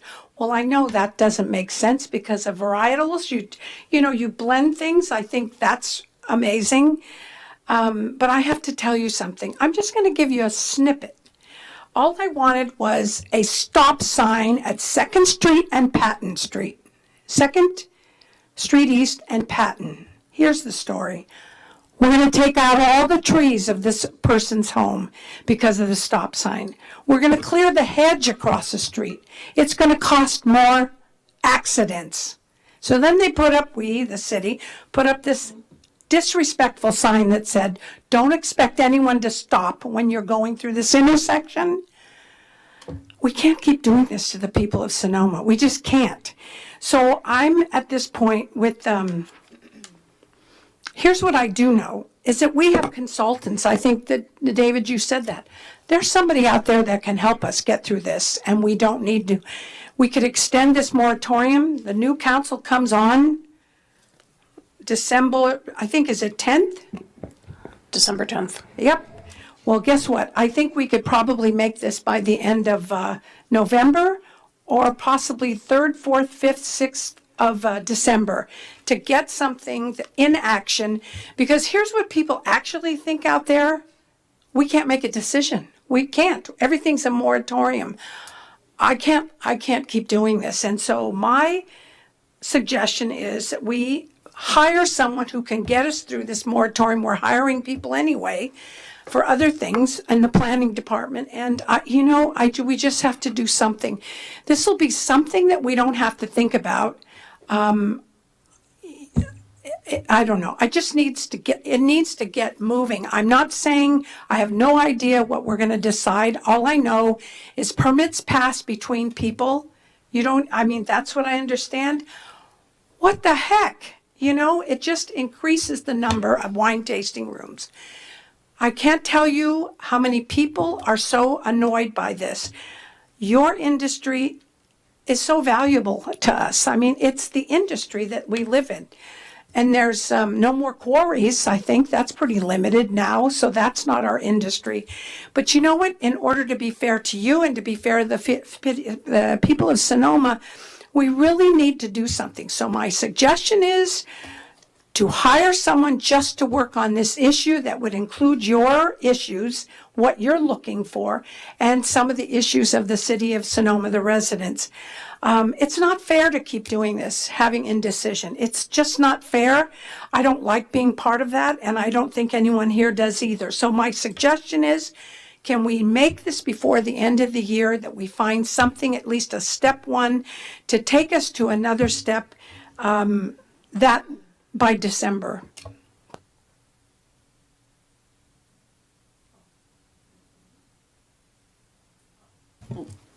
Well, just in response to the,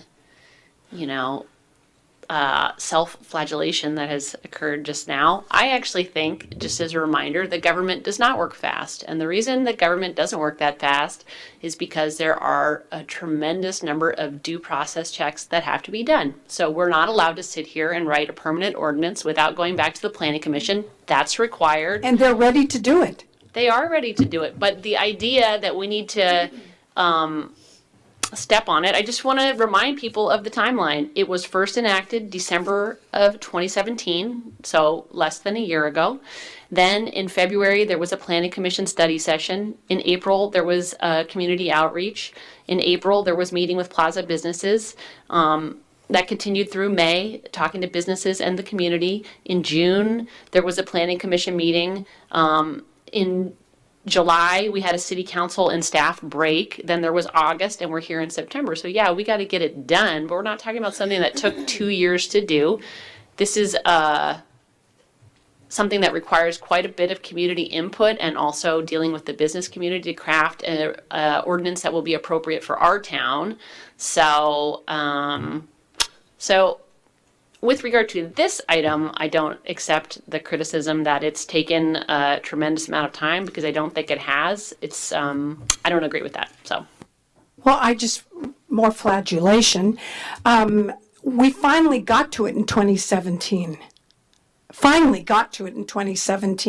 I don't know when it was first passed. It was first passed December 4th, 2017. Less than 1 year ago. Through the mayor, what I was referring to is that this discussion to get it onto the agenda, because I know that I was the maker of this motion, because I was hoping to get this on the agenda. It started about 2 years ago. So the dates that you're saying is when we finally got it on the agenda. And part of the comments that I had is we pushed a pause button. And the pause button just meant that the plaza stays the same until we can make a decision of what wine tasting rooms we're going to allow and what we're not. Are we going to try to take some back if some areas, those wineries leave those areas? These were all discussions, but the problem is we haven't had these discussions. It's like the cemetery, and not to bring up a dead issue because it actually is, and that's going to be the biggest thing for my 8 years on the council, is that one of my big things was the cemetery, and we haven't even talked about the cemetery. And here, with one of the most important subjects that we have, kicking the can down the road and knowing that these urgency ordinances are in place just to kick the can down the road, because that is exactly what is happening. And it's frustrating. It's costing people money. It's costing the residents uncertainty. Not everybody's for a wine tasting room. So I'm sure that there's people that are saying, yes, council, do something. Then you got the wine industry that's saying, yes, just do something. And we haven't done anything. And we are sitting here and I'm being asked to kick the can down the road. And I've got 2 years left on this council. And when I say that it would take 6 months, from what I just heard, will be another 6 months, if we're lucky. So the reason that I haven't voted yet is because my colleagues on this council have to show me that this is something that we can do quickly, because I don't want to kick this can down the road. Councilmember Hundley?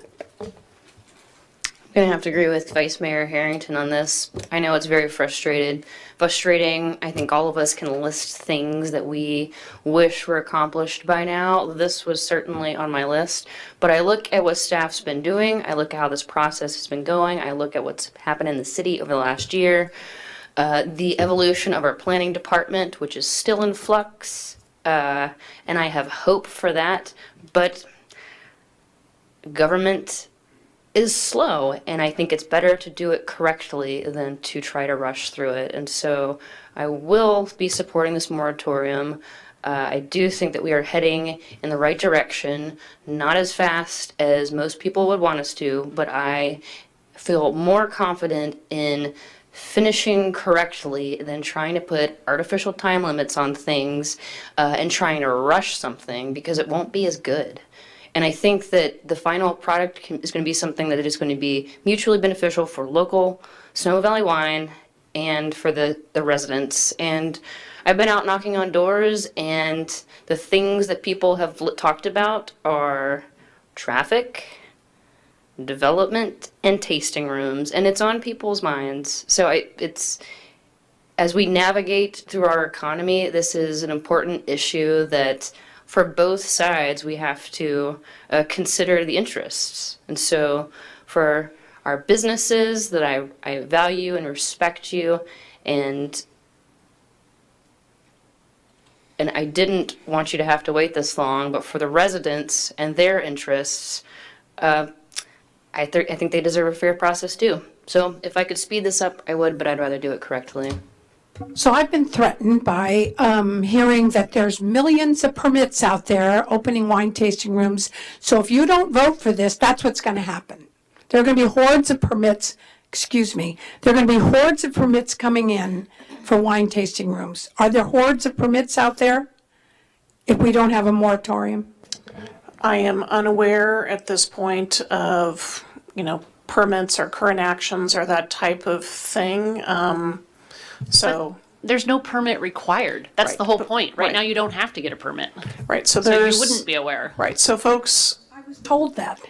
Well, it's not true. There's no permit. Well, to be all fair about the discussion is right now you cannot open a wine tasting room because we have this urgency ordinance that's been in place. Right, but if you get rid of the moratorium, we will go back to our old system, which is you are not required to get a use permit or any other permit in particular to open a wine tasting room from the city of Sonoma, which is why we had no idea how many opened. We have no control over whether one opens or not, because you aren't required to get a special permit from us to open one. And as soon as this moratorium is gone, then people can open them again without getting permits, just like it was before. And if we want people to have to get a permit, so at least we're aware of it, then we need the ordinance. And I think not voting for the moratorium is it's just cutting off your nose to spite your face. I'm so mad that this has taken so long that I'm going to dump all the work we've done the last year without putting an ordinance in place. And So, I mean, we're in agreement about that issue.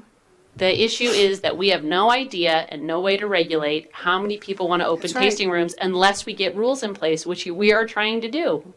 And if I wanted to open a tasting room and knew there was going to be rules in 6 months and there was no moratorium, yeah, of course, the logical thing to do is to go open it right now in that gap. So I was not on the city council when the idea came. So that's not 2017. It was many years before that, when it was first started, the idea of wine tasting rooms, not 2017. I don't want the people within the wine industry to think I don't support you. It sounds like I don't, but I am so annoyed that we don't make decisions. And I'm exposing myself, and I don't have an answer for that. I will say, if I'm forced into doing, supporting an extension of the moratorium, I've failed. I failed. Well, I guess so we can start moving this forward. We decided to hit the pause button a year ago. We didn't push the stop button. And I would like to talk right now about true timelines and I do have a question for legal. As far as this urgency ordinance tonight, because it goes 45, there's different ways that it works, but tonight, if we did do like a 3-month extension, would we be able to come back just in case would there be another safety net? No. And does city staff feel that 3 months, which the date today is the 22nd, the 24th, would we be able to accomplish this by in 3 months? No. So here's where we are. I mean, we're sitting here and the work that David Goodinson and I done is about 90%, but there still is additional kind of analysis and some work to do. There's a final staff report to write, and that's to bring that forward to council. So my vision on this, again, knowing that council is frustrated, I'm frustrated too. I would love to have had this done. I wanted to have it done. That's why we had the shorter time frame. We all didn't know what was going to be coming at us this last year. And there's been a number of things that this council has had to deal with that were not your choice. But we are where we are. And so what I see is, I believe, no later than the first meeting in December, I believe that we can have a meeting in front of this council where I bring you policy choices and you give us direction. So then staff can write whatever ordinance that you give us direction on over the month of December, and we can go to Planning Commission in January. And then be coming to council in February. Again, you've got to have, but just the timing, I apologize. I want council to understand, and maybe legal can outline. It goes to Planning Commission. It comes to you for a first reading. I have to have 10 days before the second reading, and then it's 30 days before it's enacted. So there are legal timeframes. And if the meetings and et cetera kind of don't line up, so what I'm suggesting, we go to Planning Commission in January. And then you're going to council. You might be able to do 2 meetings in February, but it's probably the earliest, it's probably the end of March before it's enacted. So the only thing I can add to that is there only has to be 5 days between introduction and adoption, not 10. But you have a 20-day notice period before each of the bodies. So if we just assume 20 days before the planning, even if we noticed it tomorrow, which we're not ready to notice it, but even if we did notice it tomorrow, it's 20 days to get to the Planning Commission, another 20 days just to get to you. That would be if we already had direction from you about what you wanted it to say, which we don't quite yet. So that's, we ate up 2 of those 3 months with just the notice periods. That doesn't give you any time to provide any additional direction to staff in the event you say, well, like tonight on cannabis, well, we want you to, we want to pick and choose between these things, go back and draft a little more, come back to us. I think that timeline of 3 months is probably too short. I don't know that it has to be a year. That's up to the council. I think making it a year and leaving clear direction to staff means that you're not putting anything necessarily at risk. But I think you have to give clear direction to staff that this has to become, if, prioritize the item. What would you like staff to, how high would you like staff to prioritize this and bringing it back to you, including getting on board someone who can devote, I'm not going to say 100% of their time, but 100% of what they're doing for Sonoma to this item. And it is possible, if council wants to pay for a contract planner to come on board to assist with this item, that they could focus their efforts and energy on this item. So that's one of the options that would be in front of you as well. I'm going to read a letter from someone. These are filled with misconceptions, which is unfortunate, just because people don't understand what's going on. There are from 32 to 36 tasting rooms on the plaza. We feel that is too many. Other towns have solved the problem. For example, Healdsburg allows 2 tasting rooms per block, thus a much better experience for residents and tourists. In addition to too many tasting rooms on the plaza, there are some not representing Sonoma wineries. It appears the main goal of many tasting rooms is to enroll people in their wine club. Once their lease is up, and they've enrolled their 300 wine club members, they move on. Some small Sonoma wineries can't afford to build tasting rooms on their property, so they prefer one on the plaza. That's fine. They represent Sonoma wine. However, it appears there are a number of tasting rooms representing wineries from outside Sonoma. Let's stick to Sonoma wines. We've experienced friends who've come to Sonoma annually. They like to spend days on the plaza, other days visiting actual wineries. However, they have complained that the plaza has changed. There are too many tasting rooms and no places to shop. We hope that the City Council will consider putting a limit on the number of tasting rooms and outlaw new ones to replace others which have moved out. There's a lot of misconception here, I know. Some of these things are not true. But this is what I'm hearing. As Councilmember Rachel, we're both up for re-election. This is what we hear. And you know what? I think I'm very frustrated because I don't feel that I'm not comfortable in not getting things done. And when we mentioned 2017, when did the wine tasting rooms first open up? Is there a date there? It's not 2017. It was before I was elected in 2014. Council did consider prior regulations, and I apologize, I don't. No, that it's, you know what? But it I was, don't need to prove that it was point. It was a number of years ago. Right. And since that time, pardon? 2014. It was right before we were elected. Oh, thank you. Thanks. So since that time, I don't get a chance to speak because I'm always running meetings. But since that time, it has been somewhat of an issue. Once it started hitting higher numbers, I think it was an issue. This horror story that I hear if I don't vote for the moratorium, I feel pressured into doing it, but I'm not happy. And not because I don't believe in the wine tasting rooms. I think they're very important. But I just need to share that with you. I needed everyone to hear that letter. This is what's going on out there. And I know that all of the things that were shared were not true, but this is what perception is like the truth. Thank you. Councilmember Took. So I guess we'll get down to the nuts and bolts of this really quick. If tonight we decided not to keep the urgency ordinance, it looks like this would come up September 30th, 2018. Can you explain to me what October 1st would look like?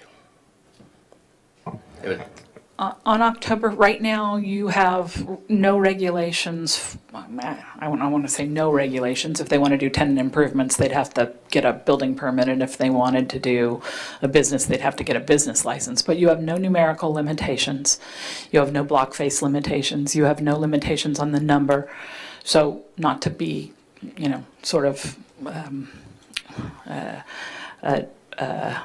make it a scary scene, but you don't have any way to place a limit on the number that could come in, with nothing more than coming in and getting a business license and opening in a storefront an existing storefront within the Plaza Retail District once the moratorium expires until such time as we had substantive regulations in place.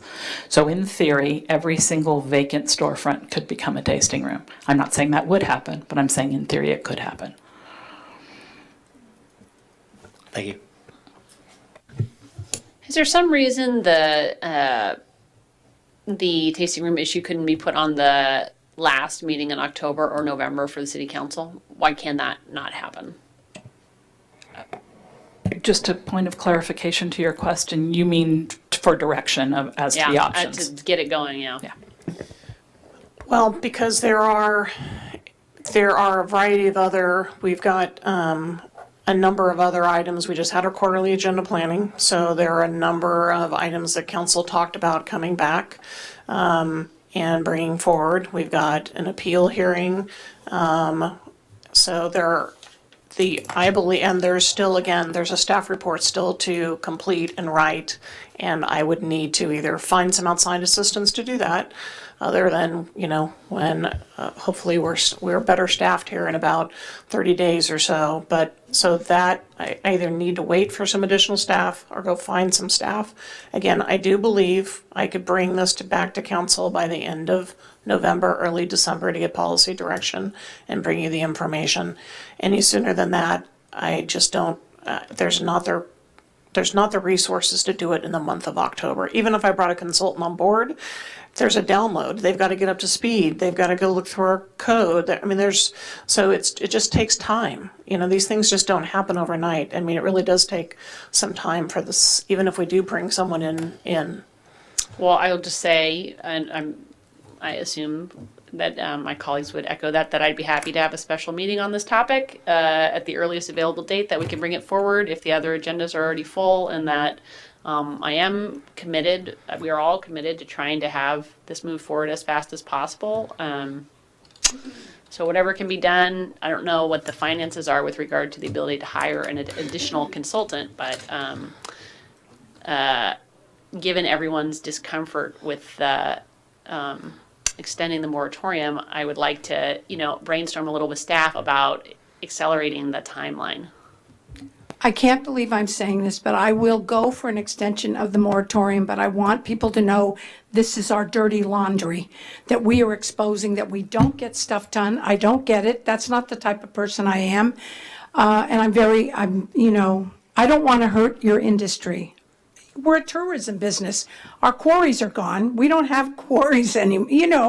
That's not our business. So I'm just very upset. I will support a moratorium, but I don't know what that might mean. Well, somebody just needs to make a motion. I make a motion to adopt a second extension of an urgency ordinance extending the interim restrictions on the establishment of tasting rooms in the Plaza Retail Overlay District pending the consideration and study of zoning and other land use regulations pertaining to tasting rooms, and making findings that said adoption is exempt under CEQA. Second that. And the maker of the motion, are you going to put a time limit on it of like maybe April 1st?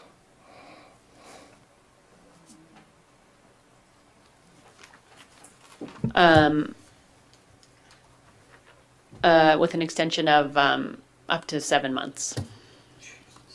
So you want the, I'm sorry, I'm not on mic, I apologize. Sorry about that. The provisions of when the ordinance would remain in effect till are contained within section 7 of the ordinance, which appears, it's not actually numbered, no page numbers, apologize for that, but page 41 of 49 in your packet, but it's the third page of the ordinance, fourth page of the ordinance. The current repeal date is September 23rd, 2019, which is a year, and I'm suggesting 7 months, which it should take no more than 6 months, but 1 month to be, I don't know what that date is. Maybe somebody has a date calculator over there they can look. I'm back into it. I don't. 7 months would be better. September. We'll just look at a good date calculator and tell us the exact date. May 1st. That's fine. May 1. Isn't that May 1st? I think if I did that right. October, November, December, January, February. It would be May 1st. So I'm just giving it an extra month just for a little leeway. So we have a motion, and do we have a second? Yes. Second? So could I have a roll call? Councilmember Cook, Aye. Councilmember Hundley, Aye. Vice Mayor Harrington, Aye. Mayor Agramonte. Aye. The motion passed unanimously 4-1. 4-0. Thank you. 4-0, excuse me. 4-0. Okay, so, let's see, on to, back to closed session. That was another simple process.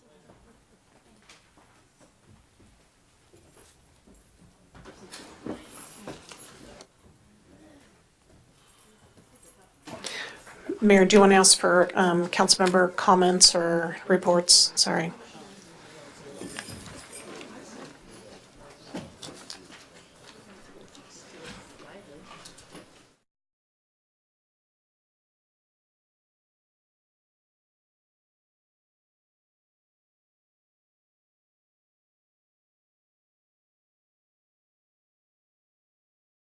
Is a Sonoma Clean Power customer. Sonoma Clean Power has their Drive EV program on right now, and if you look on their website, there are substantial rebates for Sonoma Clean Power customers for buying an electric vehicle at select Sonoma dealerships. They're really good. They're actually really big savings, and it's on through, I want to say, mid-November, so, or until the funds run out. And this is the last year where we're going to do the program. So if you're going to buy an electric vehicle and you're a Sonoma Clean Power customer, get on it. None? I just wanted to make a brief announcement. A number of folks heard fireworks or loud noises last night. And I just, for the point of providing some clarification, so though that was fireworks, it was outside the city limits, out at the Onsa Winery. They had a permit through Sonoma County Fire to have the fireworks. There were a variety of conditions to make sure it was done safely, and Shovel Fire was hired to be there, et cetera. But I think we as staff are reaching back out to Sonoma County Fire to talk about timelines in terms of how late, and also how some better noticing and information can be provided in the future for these types of things, because I know it was definitely concerning to folks in our community. So I just wanted to provide that information to the public. So I'm going to close the meeting, and we are going into closed session. You need to provide public comment on the closed session first. All right, so public comment on the closed session. Do people know what it is? It's significant litigation. The topic is not for public. Oh, okay. All right. No one? Okay. Then I'm going to close. No one's approaching the podium. We're going.